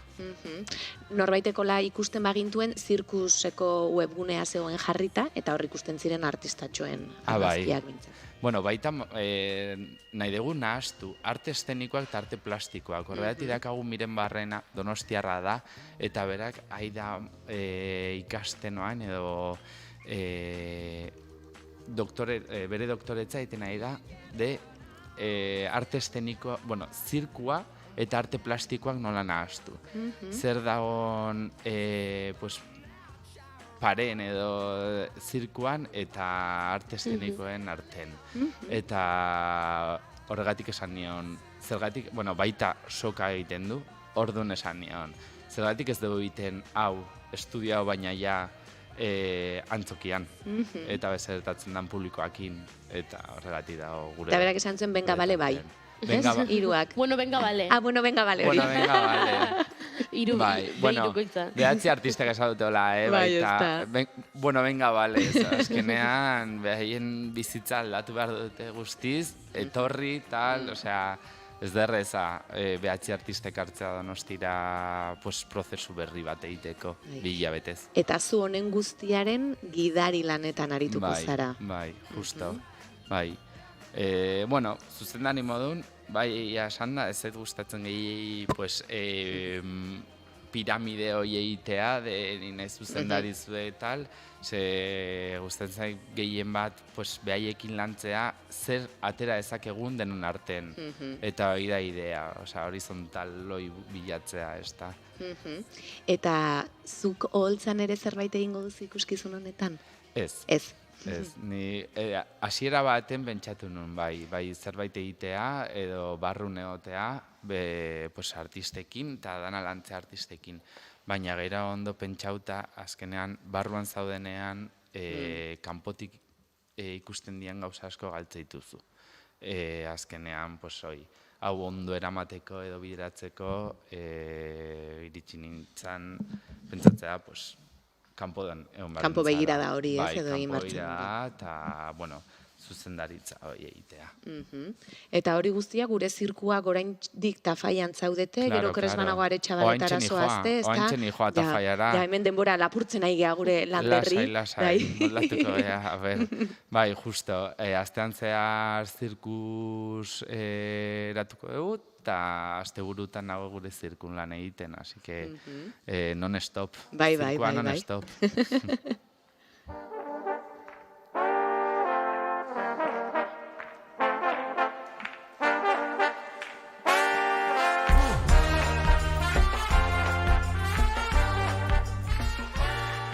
Goizeko 11 eta 12 minutu ditugu, gustora baino gustoro gabiltza Lander Brionesekin, baina bai, pakea eman behar diogu, eta gukera aurrera egin behar dugu. Oraindik gauz asko dauzkagu zuekin elkar banatzeko, Amaia San Sebastian zuzendariarekin bere film laburraren inguruan aritu behar dugu.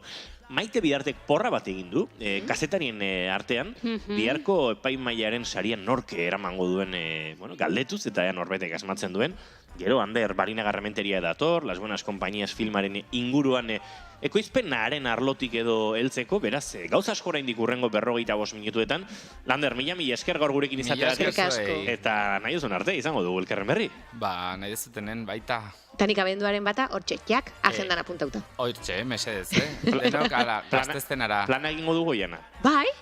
Zazpiter ditan sustrai, eta gero, no se, gara ardo batzu. Hori da, jazta, egina, oplana. Eta hola pixkaia, egun horretan, gainera gaitezke pixkat planifikatzen Durangoko azokan ere egun batzutan elkar ikusiko dugula, eta bai? Bale, oso ondo, bai ez da, egin deu. Abenduak baten ikusten geha. Hoixe. Gero arte, Lander. Mila esker. Guri. Giltzapean bildu duzu ahotsa, inork ez gaitu ezagutzen,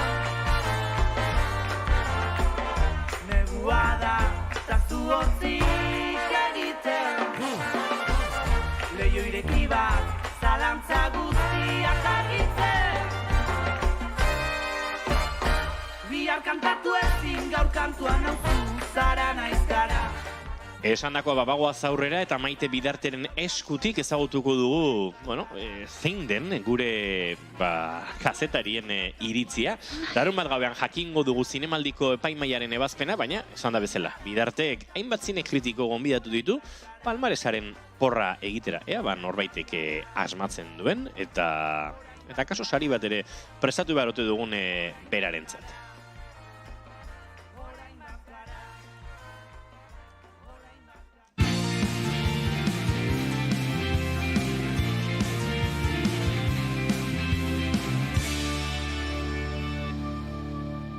Keep calm and bigarren kafea.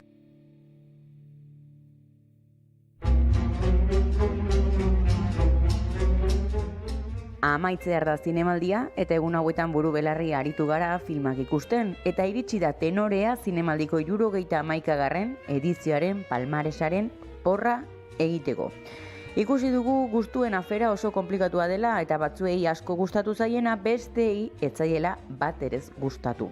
Larun bat gauean jakingo dugu nork eramango duen urrezko maskorra eta beste sari denak, baina momentu hori iritsi bitartean zine kritikoei galdetu diegu ea zein izango den 71. edizio honetako palmaresa. Az gaitezen etxetik, naiz irratiko Aimar Erkiega. Naiztat egongo da palmaresean, ikusten beti da. Azkeneko bidar egon zan Rojogaz eta lortuan aktore eta zuzendario berenaren zareza.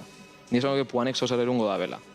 Gero, Un Amor oso marketing ikuspuntutik irabazle hona da. Un Amor, nik usteot. Eta Claire Denisen zinemagaz bai bat eitzen daben pelikula bat iruditzen zatela. Zeintzuk ez da birabaziko, ni pentsaten dut, El Sucesor ez da pelikula dirabazia aldabena, Campilloren pelikula hau la Isla Roja bez, Fingernails ez da pelikula nik uste palmaresean egongo dana, eta irabaztekotan MMX-ek izalde izan pelikula bat, izen potente bat, eta igual gustatu altzakona epaimaiari, hori be ikusten dut aldara izan. Ez pasan urtean gertatu zen, beste zuzendari handi baten pelikula egon zara zaila ofizialean desban zarik eruan, hasik hori bertatzen da. Eta nik esango nuke Un Amor alde esan pelikula konsenso. Dauko diskurtso bat, gaur egongoko egunetarako interesgarreza dana, ni dutza pizkat klitxe be bai, zuk ikusi dozu pelikula, irutzeza pizkat dela barriro emakume gazte hau iritik junen berdana, barriro bueltatzen dela herri txikitsu batetara, irutzeza pizkat klitxe, baina gustatu aldan pelikula bat da. Eta Koixet izen potente bat da, eta irabazten badu esaten raroengo. Bat aukeratu birbot hori izango neban, betu, Un Amor. Un Amor alde izan irabazlea. Gara eta naizerako kritikak idazten aritu da Fin Mariola Borrul katalana, eta berak argi du zein izango den palmaresa. Hola. A mi m'agradaria apostar molt fort per una Concha de Oro per All the Rose Taste of Soul. Meravelloso anglès, però pel·lícula de Raven Jackson, recordem, un debut en una temporada en què els debuts semblen triomfar. Pel que fa al Premi Especial del Jurat, jo apostaria molt fort per El sueño de la sultana d'Isabel Erguera, que a mi m'agradaria que s'endugués la Concha de Oro, però la pel·lícula no ha generat prou consens com perquè sigui una aposta fiable. Concha de Oro a la millor direcció, jo aposto totes les meves cartes a Kitty Green per The Royal Hotel. Per què? Doncs perquè Claire Denis és una gran fan del gènere i és una gran fan de com li donem la volta al gènere per rellegir-lo des d'uns estàndards feministes, actuals, contemporanis. En la Concha de Plata, a la millor interpretació protagonista. Mira, no ho tinc tan clar, però apostaria potser per Laia Costa per Un Amor, perquè realment el paper és un tour de force evident i tenint en compte que el jurat és internacional, potser no saben que Laia Costa ja ha tingut un gran recorregut dins els premis Goya, per exemple, dins els Gaudí. Per tant, potser volen tornar a premiar el seu treball per Un Amor d'Isabel Coixet. Pel que fa a interpretació de repartiment, Kim Gutiérrez, evidentment. I pel que fa al Premi del Jurat al millor guió, més dubtes, però apostaria per Ex-Husband de Noah Pritzker. Aurten lehenengo aldiz sail nagusia jarraitu du Urtzi Urkizu kazetariak Berria egunkaritako. Entzun bere apostua. Urrezko maskorra Raven Jackson pelikularentzat, hau da, lurreko bide guztiek gatz zaporea dute, horri urrezko maskorra, zuzendari honena Jaionek Anborda, aktore honena Laia Costa Un Amor pelikulakoan, ez eta pelikula ez zitzaidan hainbeste irutu. Eta Euskadi Irratiko Mikel Jartza ere animatu da porra honetan parte hartzera. Aurten sail ofizialean favorito argirik sumatu ezarren, ikusitakoen artean urrezko maskorra Xavier Legrand frantziarraren Le Successor filmari emango nioke. Iradokitzailea, bortitza eta egiazko sentipen askoz beteriko filma delako. Zuzendari baten begirada markatua, interpretazio sendoak eta zu geldoan forma hartzen doan gidoi erakargarri eta espansibo bat. Aldi berean, nabarmentzekoak emakumezko protagonista seinalatuak dituzten 3 emakumezko zuzendariren lan berriak, Un Amor, The Royal Hotel eta Okorno. Esango nuke 3 lortzen dutela hasi eta buka, kontatu nahi duten horri tinko eutxi eta istorioa elikatzea. Eta estimatzekoak komedien ekarpena ere, Ex-Husbands, baina batez ere Puan argentinarra, filosofia eta gai intelektualak, eguneroko baldarkeria eta hain ezagun dugun xelebrekeria horren umoretik igaro duelako eta une divertigarriak eskaini dizkigulako. Bukatzeko Radio Euskadirentzat kritikak egiten dituen Mikel Zumeta eta argi dago erabaki bat hartzea ez dela batere erreza. Horregatik Zumetak aukera bat baino gehiago proposatu dizkigu. Guztutakian antzezpen hoberenaren saria irabazi dezakela Okornoko aktoresak. Oso ondo egiten duelako, filmaren pixu guztia bere gainean dagoelako eta oso ondo egiten du. Horiak, antzezpen oso neurtua da, oso naturala, eta gauza oso gutxirekin eta gauza mugimendu eta zantzu eta ñabardura oso txikiekin lortzen du asko komunikatzea. Era berean, iruditzen zait, agian, baina kalakeko protagonista ere irabazi dezakela. Eta gero zuzendari hoberena, nengon pixkat, Raven Jackson, All Dirt Roads Taste of Salt, eta Kristi Puiu, Isa, bi pelikula hauen artean nengon pixkat agian zein zen zuzendari hoberena. Dira bi pelikula guztiz desberdinak, ezakatze zer ikusirik, dira, esango nuke, antagonikoak filmatzerako garaian eta egitura aldetik eta altzituzen baliabideen aldetik, baina nik uste dut bi hauen artean egongo litzatekela agian zuzendari hoberenaren saria. Eta film honenaren saria, hor zalantzan nago, ni lau filmen artean nago, Okorno, Un Amor eta Isa eta Raven Jacksonena. Eta ez dakit. Izan daiteke agian All Dirt Roads izatea irabazlea. Baina ez dakit. Aditu berri ditugunak zine kritikarien apostuak dira. Larunbat gauean aldiz jakingo dugu zinemaldiko epaimeiaren ebazpena.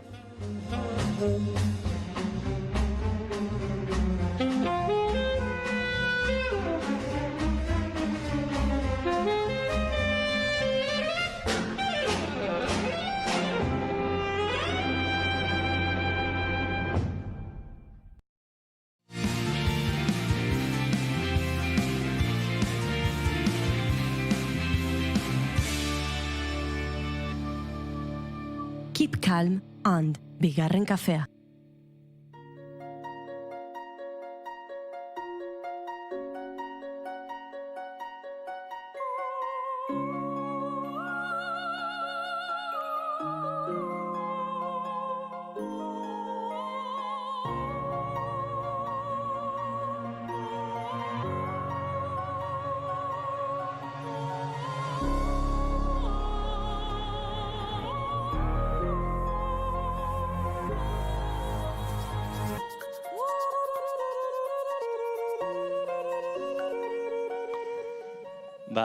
Giro paradisiakoan murgildu nahi genuen eta laportu dugu. Gustoko dugun telesail baten kantu hau. Lapurtu oso hitz itxusia da inigo. Bai. Ez dugu lapurtu. Ez? Ez. Ez Bueno, dugu... beste dozin kantu bezala erabili dugu. Hori da. Utzi egin digute. Bai. The White Lotuseko idatzi zute? Bai. Nire beldurra mango lidake. Ez, baina nik HBO-ra deitu dut.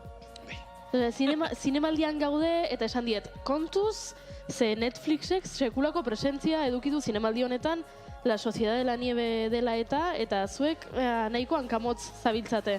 Beraz, presentzia behar dezue zinemaldian. Ez dakit HBO presentzia gehiago izango den horrela, zinemaldian, baina badakigu, azken egunetan ere izpide izan dugulako, Eusko Label film laburren lehiaketa horrek ere, izan duela bere bidea zinemaldi honetan. Lehenguan ere kontatu genion entzuleri. Gehienez 3 minutuko iraupena izan behar duten film laburrak, telefono mugikor batekin grabatutakoak, eta, sari potoloa, tartean 6.000 euro lehenengoari, 4.000 bigarrenari, saio horiek guztiak, aste honetan zehar ezagutu bar genituen, hasiera batean 30 azkeren aurreratu dute, tira, helburua Eusko Label saiak, mezu positiboak zabaltzea, sustatzea, eta landa inguruneak eta itxasertzak eta Euskadiko lehen sektoreak hiri gizarteari egiten dien ekarpenarekin lotuta hauek sustatzia zela jakin genuen, eta jarri ginen, hainbat lanen, peskiza horretan, badakigu Nestor Urbietak aurkeztu zuela bere lana, eta badakigu, gaur gurekin dugun, Amaia San Sebastianek ere, 12 saietz aurkeztu duela, egunon, eta ongi etorri, Amaia. Eskerrik asko. Bueno, aipatu dugu, nahiko proposamen xelebrea zela, mugikor bat hartu, baina ikusi dugu kreditoetan, iPhone 12 batekin grabatu duzuela. Bai. Zehaztapena. Nestorrek ere iPhone batekin grabatu zuela, esan zigun. HBO-k ez dakit, baina akaso Applek badauka presentzia gehiago zinemaldi honetan. Baina iPhonea baino askoz gehiago behar da horrelako proiektu bat egiteko, ez? Ze ni egon naiz alfombra gorriaren parean nire iPhonearekin eta 3 minutuko bideo bat grabatu dut ea famaturen bat agertzen zen esperoan, eta aurkeztuko banu grabatu dudan ez diot hitza jarriko, ze itxusia izango litzateke. Baina grabatu dudana aurkeztuko banu, naiz eta 3 minutu eta iPhone batekin grabatua izan, Bai ez da ezakigu gure entzulek sare sozialetan topatuko dutela? Bigarren kafearen Instagramean ikusi aldutela? Ez grabatu dudana, ez. Kontua itxiko digute. Tira, hau da, miseria. Zinemaldian hain zinematografia gutxi duen bideo bat ezin da argitaratu. Amaia San Sebastian iritsi zitzaizun nonbaitetik 12 saietxe egiteko, ez dakit, gonbidapena, proposamena, lehiaketa honen berri, nola izan zen, eta hor badakit Amaia Quiroga, aktore protagonistaren badenarekin, elkarlanean osatu edo ondu duzuela gidoi, ez da? Bai, iritzaigun Larrotxeneko zuzendaria den pertsonatik, esan zigu, hau dago, deialdi hau dago, animatu zaitezte, sariak potoloak dira, zuk esan duzun bezala, eta guk daramaguia urte batzuk Larrotxenen inguruan hor orbitatzen, eta bideoak egiten, eta nahiko jendeak inguruan nolabait esateko, venga, pin-pam-pun, egingo dugu hau, ze hau jaso genuen, abuztuak 20 piko, zan, eta aurkeztu behar zan, irailak 12 baino lehen. Baina, olako azkar, laguzmetri asko egin ditugu, baina olako azkar inoiz. Eta, askartasun horrek ekatzen zuen, ezagit, dinamismo hori ere disfrutatu dugu egiterakoan.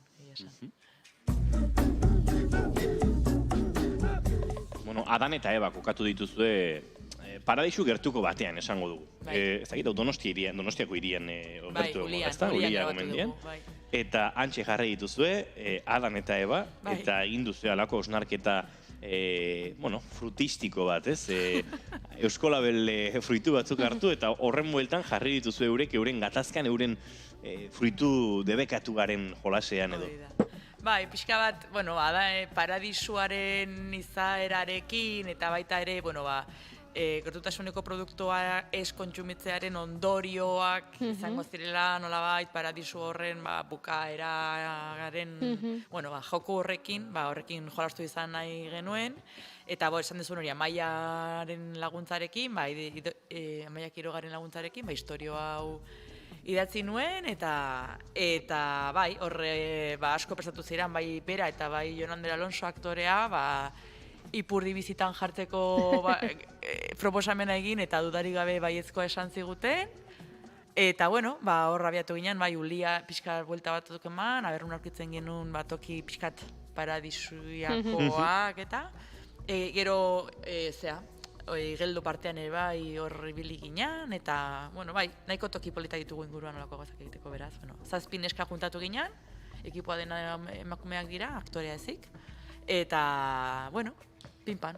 Tokiak topatu zenituzten, horrek esan nahi du egian zure Adan eta Eba bezala gu ere paradisuan bizi garela eta ez garela jakitun paradisuan bizi garela? Hori da pixka bat, mezua edo, hor dagoen... Keinua edo, ez? Keinua, hori da, hor flotatzen dagoen ideia bat, nolabait, dauzkagula gauza pila bat eta produktu pila bat gure inguruan, nahi izan ezkero, kriston elikadura ona ekuitzeko, ez bakarrik elikadura, gauza guztiak. Eta, hor ari garela, ez, kanpotik gauzak ekartzen eta aldaketa klimatikoa eragiten, ez? aipatu duzu, emakumezko talde batek osatu du hau, gizonezko bat bertan, Adan eta Eba ordezkatu behartzen dituzten, nik ez dut klikbaitik egin nahi, baina haragia asko ikusten da, film honetan, Baina, Paradisu asko ikusten dira hor. Eske Euskal Zinemari haragi asko falta zaio. Ojo, titularra utzi du oraintxe. Wow. Baina hori aspaldi esaten ari gera. Gertatzen dena da, pixka bat, zakit nola esan, gipuzkoarrak gehala. Eta orduan, nola baita, bai, hasiera batetik esan genuen hemen haragia behar dugu, eta aktoreek arazoa jartzen zuten bitartean, palante, ez? Ostuekin tapatuta daude, hola, gorputz atalik esplizituenak, beraz, hau Instagramek luke blokeatuko? Ez. Goiuriren bideoa bai, baina hau ez? Bai, baina Jonan Darri ere titietan jarri dizkigu ostuak. Hori da. Bai. Badago hor genero kontzientzia. Asko generoa asko dago gainean. Nire korto guztiak genero iputspuntu nahiko botoloak dakate, baina hemen ere bai, keinu txikiak egiten dizkiogu bai. 12 saietxo hortik dator ere bai titulu.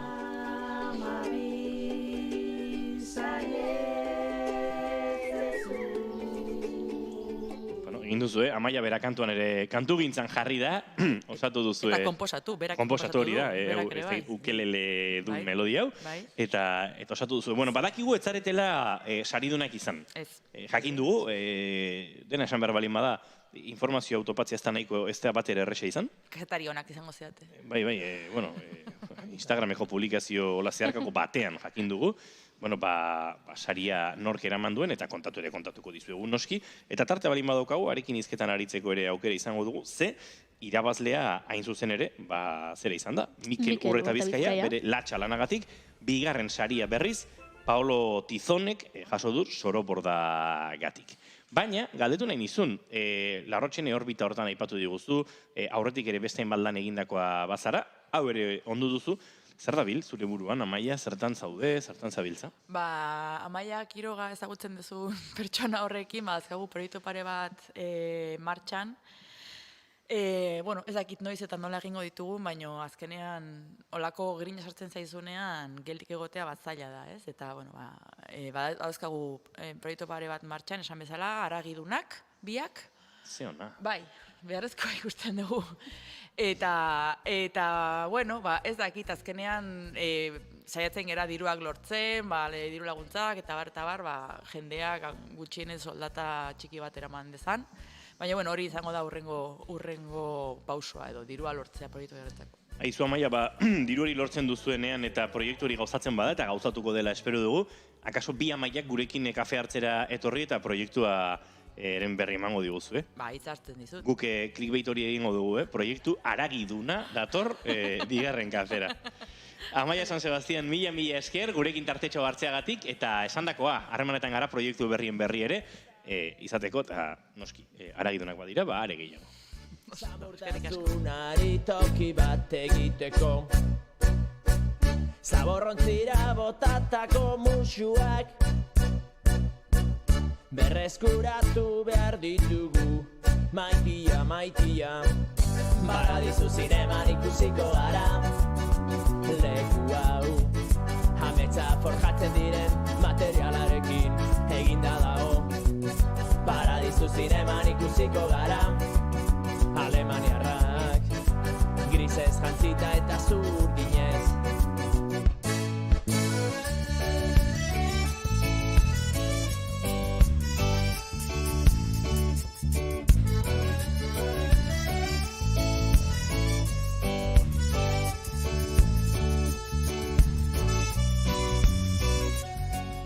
Larrotxeneko giroan ondu du, hain zuzen ere, 12 saietxe lana Amaia San Sebastianek, eta guk Larrotxene giroan jarraituko dugu, ze bertan ondutako film labur batek eman dio bidea, beste maila, tamaina, luzera, eta proiekzioko lan bati, baina zine txikitik zine handia ere ateratzen dela erakusten du. Paradisu zineman ikusiko gara, alemaniarrak, grisez jantzita eta zurdinez.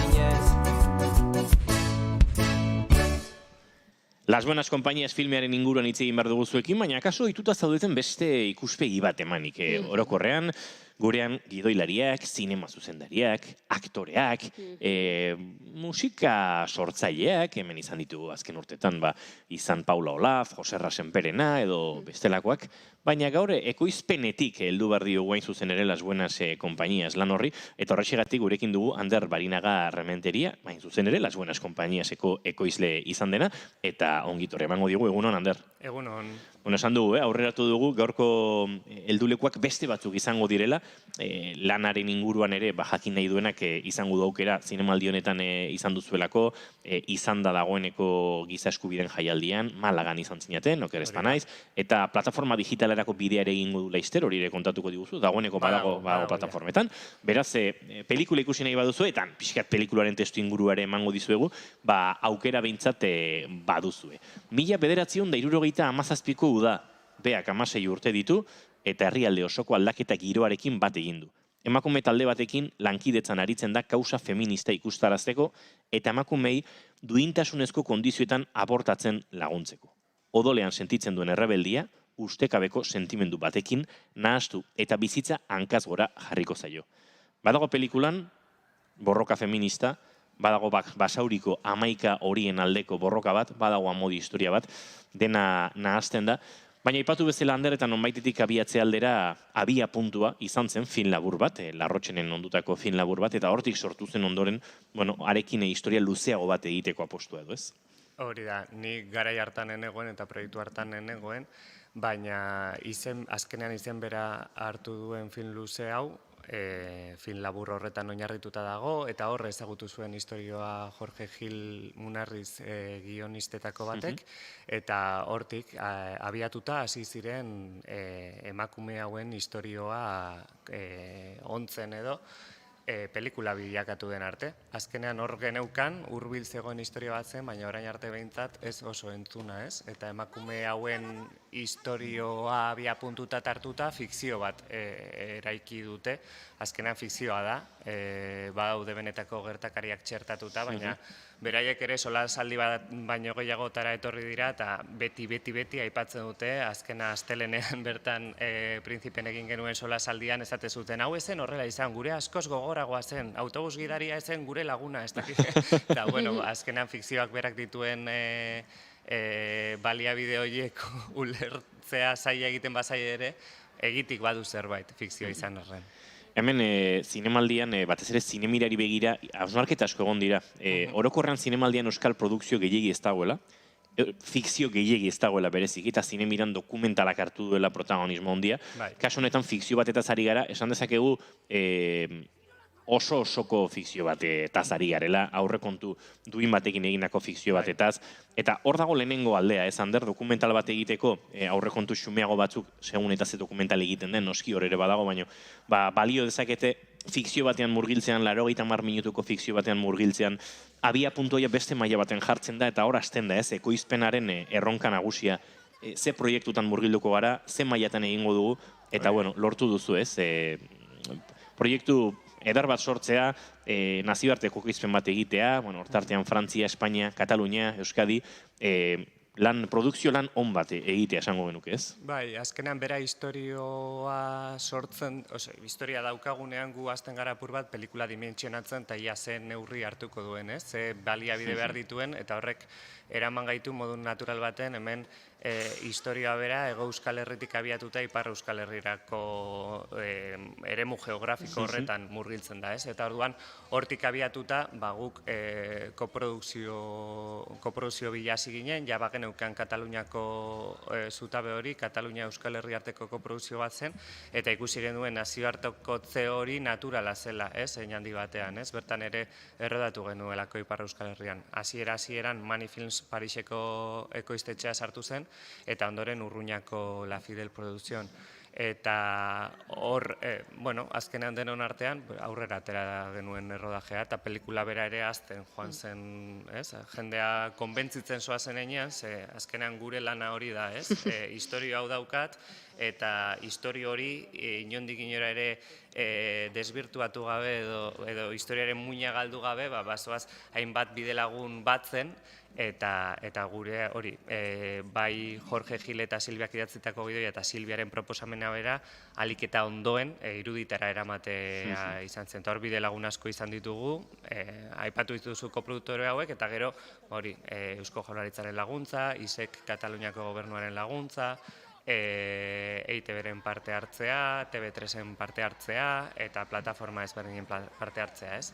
Diote musika gintzan kontzertuak ekartzen dituztela. Esango nuke, zinema ekoizpenean dirua ekartzen duela. Alegia, telebista bat sartzeak ahalbidetzen du askotan beste telebista batekin harremana egitea edo haren konpromisoa lortzea, ez? Bai, eta ez, azken aldian bagabiltza horren inguruan hausnarketak egiten. Egia da, lehenengo finantzaketa iturria dela zaiena, ez? Utxetik zoaz, eta hor zu zaude, eta gidoi bat dago, eta paperak dena aguantatzen du bai gidoia dagokionez, eta bai zenbakiei dagokionez, ez? Baina azkenean, bai eta ez, esaten izun, orain azken aldian gabiltzalako horren inguruan bueltan, ez? Ja, gero eta telebista kate linealek plataformen aldeko apustu egin dute eta beraiek ere badaukate plataforma bat, primeran Jaio Berrira, adibidez, ez? Eta orduan, eskubide horiek ezkontzea ez da askotan errazena izaten. Ze azkenean denek nahi dute dena. Eta orduan, bueno, hor badago lan bat, eta orain hasi garen ez honetan, zaila da hori ereduak bilatu bitarte horretan, bueno, behar baino izerdi gehiago botatzen ari gara, eurek ere bai, baina ekoizleok erdian egoten garenez, sufritzen ari gara. Ona izan beharko litzateken zerbait lortu artean badago bidea eta badago elkarrizketa askorako tartea. Beraz, esan daiteke aldaketa konstantean bizi den industria bat dela zinearena, hori izpairik gabe. Aretoen diru portzentaiak eta telebistak eta hori ere azken hamarkadetan aldatzen joan den zerbait da. Asko. Baina azken urteetan bereziki obari fiskalak direla, diru laguntzen bideoiek ustiatzea, nazioarteko koprodukzioak, telebisten baldintzak, hori ere etengabe, eta azken urteetan plataforma digitalak primeran aipatu dugu, etxean sortu berri dena, baina beste bat plataformare badira, eta hor ere festa bat dago ez eskubideekin, plataformak ekoizle, ikusi dugu orain Netflixen lan bat joango dela Oscar sarietan Espainia ordezkatzera, dena dago aldatzen ez, Ander? Bai, ikusentzunezkoak berez urte inguru du dauzkate, orduan dena dago etengabe aldatzen, ez? Azken urteotan egon diren aldaketak izugarriak izan dira, ez? Esango nuke azken 20-30 urteetan asko gehiago eraldatu dela industria bera eta egiteko moduak aurreko urteetan baino, ez? Eta, bueno, teknologiak albidetu ditu hainbat gauza eta aldatu dira bai gaur egun ez dago zeluloiderik, dena digitalean da, horrek errazten du beste produkzio mota batzuk ere errazago egin alizatea, aipatu dituzu dokumentalak, horiek seguraski ikusten ari garen proiektuetariko asko duela 30 urte pentsa ezinak ziren horiek beraiek ekoizteak zituen kostuak direla eta ez. Baina bai, nik uste dut historiak badaudela eta gogoa badagoela eta jarraituko dugula asmatzen. Ja zinemaretoak ez dira lehengo... Diru iturria. Ez, diru iturria baino ere ez dira gure lehengo aukera, ez? Azkenean nabaritu dugu, plataformetan jarri denean pelikula jende asko idatzi digu eta zinemaretoetan egon zenean beste batzuek, ez? Ikusten da orain derrepente berriro ere pelikula aktibatu egin dela handik hilabete batzuetara eta kuriosoa da. Aipatzen duzun aldaketa horien artean, uste dut azken hamarkadan edo egontzela ez, alako paradigma bat, eta zan zinemaren demokratizazioa. Kamera DSLR-ak agertu, optika aldakorrak, zinera horbiltzitekeen oso material merkearekin, eta horrek eman zuen aukera bat. Egia da gero, ekoizpenetik pentsatzen dut kamararen alokairua pelikularen oso portzentei txikia dela, eta fikzio batean ez duela kaso alako eraginik, dokumental gintzan esaterako, hori bai bideratu dela asko ez. Bai, baina hori ere askotan gu sarri pentsatzen jartzen gara eta trampa bat da. Azkenean pertsonak gara beharrezkoak eta langileen kostua dira eta baldintza duinetan egin alizatea da erronkarik handiene eta gutxieneko muga hori, ez? Azkenean badauka ikusentzunezkoak eta arteak badauka hor puntu kulturak oro har, euskalgintzak bereziki, badauka hor puntu bat, ez? Historia kontatzeko behar izan horrek edo lan horretan egoteko behar horrek eramaten gaituela askotan prekarizazioa, ez? Eta azkenean pertsonok gara pelikulak egiten ditugunak eta egia da teknologia merkatu dela edo, bueno, beste gastu batzuk agertu dira, ez? Orain efektutan dirutzak gastatzen ditugu, digitalean grabatutako material hori ere gorde egin behar da nonbait, horrek ere kostu bat dauka, bueno, merkatu dira edo erraztu dira egia da handikan batekin edo zein kamera txikirekin historioak grabatu daitezkela eta kontatu daitezkela, baina denbora dirua da eta bai nik esango nuke horre ez dagoela horren beste diferentziarik, ez? Dokumental gehiago egiten dira, baina gustatuko litzaidake jakitea ze baldintzatan, ez? Eta gehiago badaukala ere horrek, eta zer pentsatua badaukagu horren inguruan ere, ze azkenean hori kontatzearen eta gure bizitzako proiektu egitearen, askotan sakrifikatzen dena da ordu kopuru hori ez dagoela ordaintzerik, ez?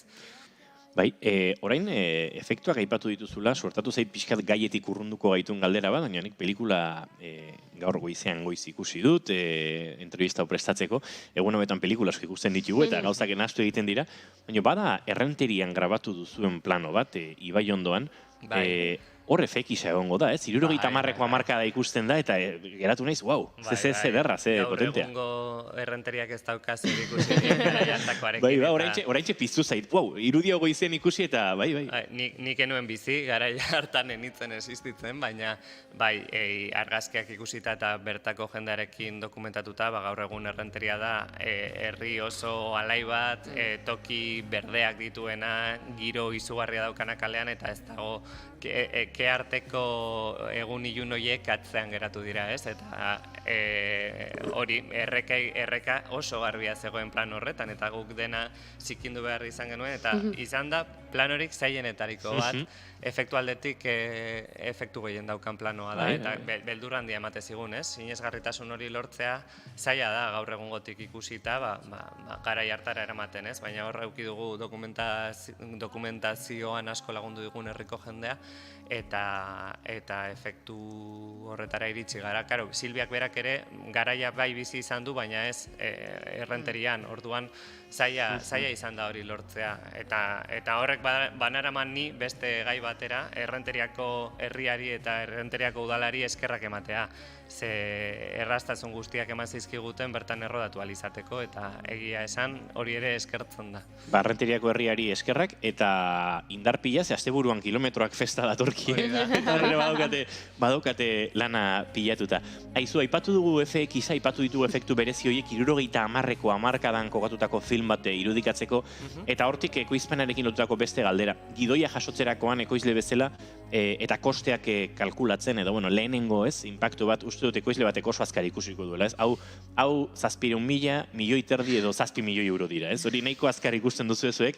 Zer da atentzio ematen duen lehenengo gauza? Pertsonaia kopurua, badaude aktore koral batzu, aktore koral apostu bat dago, garaia bera, zerke ematen du lehenengo sustua edo lehenengo pista aurrekontu hori pixkate zirriborratzeko? Nik esango nuke badagoela marra gorri bat, ez? Irakurtzen duzunean proiektu bat, badukazula argi, norantz joan daiteken. Egia esan guk, azkenean produkzio zuzendaria sartu arte, ez daukagu aurrekontu xeetu bat, ez? Horren beste detaile ez daukagu, eta gero guere bagoa apur bat hori lantzen finantzatzeko daukagun almenaren arabera. Ze azkenean hau egin zitekeen 10 milioi gaitik, segurazki bai, azkenean goitik gastatzea erraza da, ez? Baina beko muga hori jartzea eta zenbat diru lortzeko kapazakaren kalkulatzea da gure hasierako lana behintzat, eta hor guk finantzak eta plan bat egiten dugu, gutxi gora bera ikusi ze diru iturritatik zenbat jaso halko genukeen, eta horren arabera bagoaz ikusten, sartzen da zenbakitan edo ez da sartzen, eta askotan gidoiaren berridazketak ere egin behar izaten dira zenbakitan sartzeko, eta hor ikusi behar da non dagoen muga, ez? Hemendik bera ezkara hau egiteko gai, hemendik gora bai, eta hortik zenbat eta gehiago orduan, eta lasaiago errodatzeko aukera, ez? Eta gidoi honetan artea, garaiaren irudikatzea, aktore kopurua, zer da pixkate pelikula hontan dirua gastarazi duena nolabait esatearren? Orain, pertsonetan, ez? Azkenean lantalde handiak behar dira proiektu aurrera ateratzeko, eta kasu honetan, azkenean hor estadistikak badaude, kasu zehatz honetan ez daukate unekoa, baina estadistikak ikusita gutxi gora bera pelikula baten aurrekontuan ora doan, pertsonal gastuak eta gizarte segurantzako kotizazioak eta hor diru kopuru handi bat doa, ez? Eta kasu honetan, bai bada garaikoa eta horrek ere garestitzen du kontua, feria bat egin behar izan genuen Errenteriako Madalenak rekreatzeko, badaude hainbat puntu txiki burura datozkidanak, ez benetako zenbakiak eskutan, ez dakit esaten ze izan zen garestiena, baina bai, azkenean basoaz hor ekilibrio bat egiten, ez? Hemetik hau jarrita zer kendu behar dut eta hau kentzen baldin badut zer eukiko dut trukean, ez? Hor lortu behar da zuzendariarekin eta produkzio zuzendariarekin ulertze puntu bat eta ja behin adostuta dagoenan ikusi zer merezi duen gehiago, ez? Azkenean denbora dirua da eta edo zertan doa, derrepente ez dakizu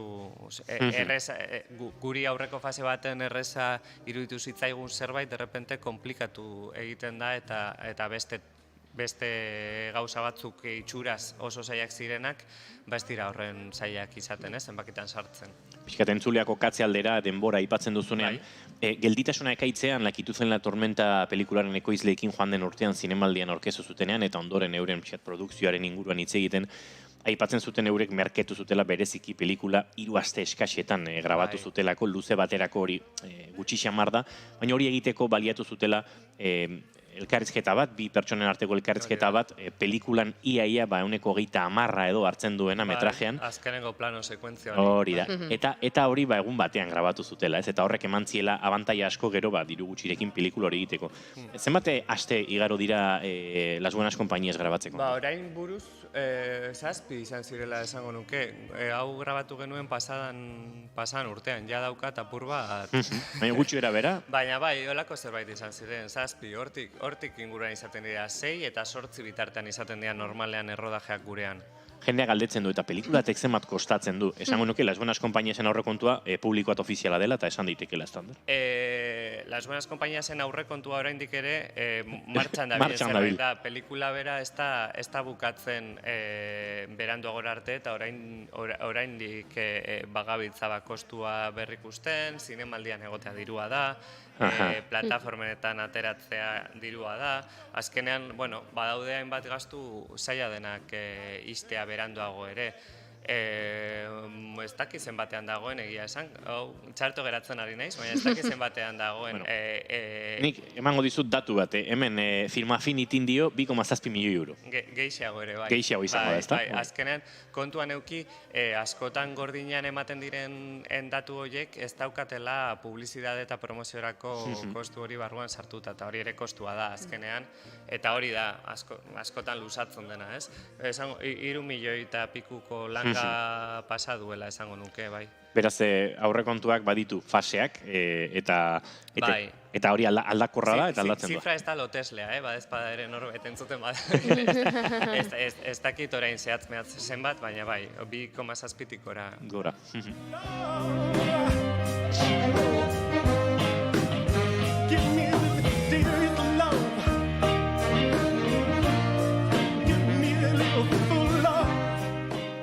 Pelikulak asumitzen dituen produkzio gastuen artean eta erronken artean badago, zinema jaialdietan egotea aipatu duzu, zinemaldian egotea azkenean koste bada produkzioarentzat, Malagan egon zinaten, giza eskubiden zinemaldian egon zinaten, egon zarete Guadalajaran, Tokion, badakite Tokiera zoaztela, eta plataforma digitaletan ere bazaudete. Movistarren, Filminen, HBO-n, horrek guztiak ere produkzioaren erronkak dira, horiek guztiak ere. Bai, eta kasu honetan, berandu arte ez genituen lotu 3 plataformak, eta 3 plataformak hori, erabatera lortzea ere ez da erronka erraza, ez? Normalean 1, 2 izaten dira, hemen lan egin behar izan geduen horiek ondolotzeko, eta egia esan sorpresa izugarria, ez? Horren beste lanen ondoren ikustea plataforma ezberdinek eta sentsibilitate ezberdinetako publikoaren gana iritsi dela pelikula, azkenean erakusleio ezin hobeak dira. Eta bai, gogorra da, puntu horretara lortzea eta azken unera arte hor zaude kontratua noiz itxiko, ze batzuetan oso goiz sartzen dira, baina azken aldian euren inbertsio kopurua ere jaitsi egin denez, nahi dute alik eta garantia gehien edo eta berme horiek lortze aldera, azken unera arte askotan ez dira sartzen, ez? Eta hori ekoizloentzako faena bat da, ze diru hori ez daukagu deskontatzeko modurik, ze normalean hasieran ez dizute diru guztia ematen. Hitzartzen duzu, kontratu bat dago eta zu horrekin bankura zoaz, eta bankuak deskontatzen dizu hori, interes momentu honetan oso altu batzuen truke, eta azkenean pelikulak plataformetara iristen dira, goiz jota zinema aretoetan estreinatu eta 4 hilabetetara. Eta gero, telebista normalera iristen dira 19-18 hilabetean. Eta gu momentu horietara arte gaude guzti hori bankuetan aurreratzen, diru hori ez digute ematen. Egia da, ematen dizula kontratu bat eta kontratu horren arabera segurtasun bat, pelikula ondo eginez gero eta entregatu ezkero eta baldintza guztiak bete ezkero, diru hori sartuko zaizula uneren baten, baina gure lana hori izaten da. Diru hori aurreratza, gure kostu gehienak errodajean daude.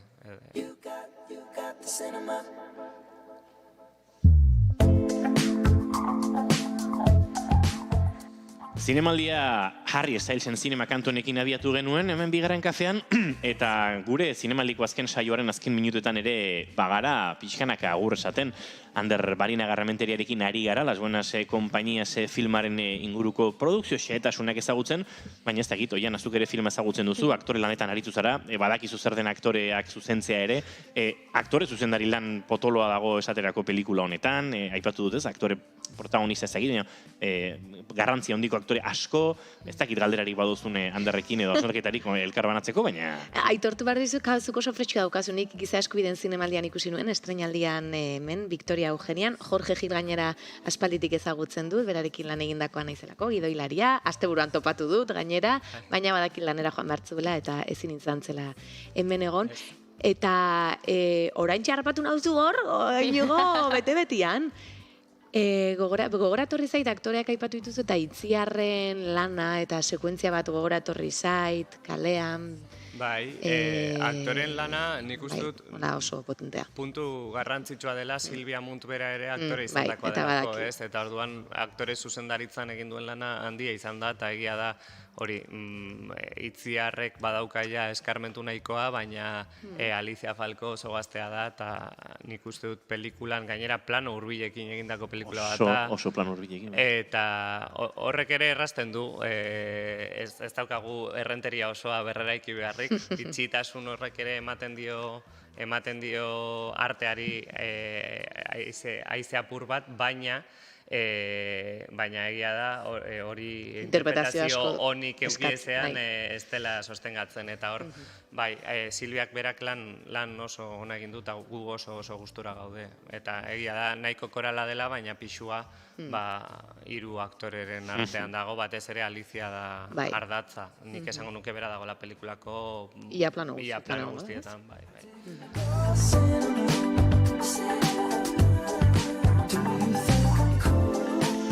Tira, bagurtzen hastearen oiana galdetu behar dizugu, Zelin son zuzendariaren Past Lives Perlak aurkezten ibilizara azken orduetan, hainbat eta hainbat pelikula, Horizontes Latinos, Zinemira, Solasaldiak, aurkezpenak idatu, zuri zinemaldia etzaizu bigarren kafearekin amaitzen, ze badakit gaur esaterako Josu Martinezen Mirande film baterako zirriborroa, film bat egiteko zirriborroa, pelikula ere badaukazuela. Bai, eta Pedaggio Tol daukat gauean, hemen kursalean, 9:30, eta bihar amaituko da, eta bihar gazteri saria emango dut, eta goizean zerbait ikusteko aukera baldin badut, saiatuko naiz. Eta aurtengo balantzea, egia esan ni beti oso gustora goten naiz, egia da oso aste gogorra izaten dela uste dut, bertan gauden guztiontzat, ez? modu batera edo bestera... Bai, edozein gainera izan... Berdin dio, nik uste du nekatuta bukatzen duzu, baina aldi berean badu zerbait berezia, edo zer esan, ez? Eta barruan egote horrek, eta entzuteak, eta askotan, ni beti esaten dut, pelikula askoren osteko solasaldian niri oso interesgarria iruditzen zait, gauza asko eta gauza berri asko ezagutzen dituzulako, akaso filma beste leku batetik ere ikusteko aukera ematen duelako, eta plazer bada hori egiteko aukera izatea, ez? Edo horren parte izatea. Eta balantzea, ona, denetarik egon da, beti bezala, momentu hon eta ez hain honak, baina, oso ondo, gustora. Goiuri ez izarandia, guri egiteko geratzen zaiguna itxira festa da. Bai. Bueno, eta asteleneko saioa prestatzen astea. Berriz ere bagoaz etxera. Baina lehenengo festa. Lehenengo festa. Noiz ingo duzue festa hori? Bihar, larunbata. Bai. Baina joango zarete? Bueno. Ez guk gure festa propioa. Horregatik esaten nuen. Propioa, ez. Nik, bueno, etxea ez zartuko dugu. Agurtu barrean gaude. Ander Barina Garmenteria, mila esker, plazer bat izan da, zinez interesgarria zurekin elkar banatu duguna. Eskerrik asko zuei. Eta izango gara. Ez digutea hotz askorik ematen produkziokoei, eta plazer bat. Gauza ederra izan da. Zaindu denok, entzule, gu astelenean bueltan izango gara, 10:05 hemen, bigarren kafean, baino ja zinemaliatik urrun, Tolosako gure laborategitik. Izan ondo, besarkadak eta asteburu ona pasa, orain, informaziorako txanda, hemen, bigarren kafean. Baikar, barkatu, hemen, naiz, irratian.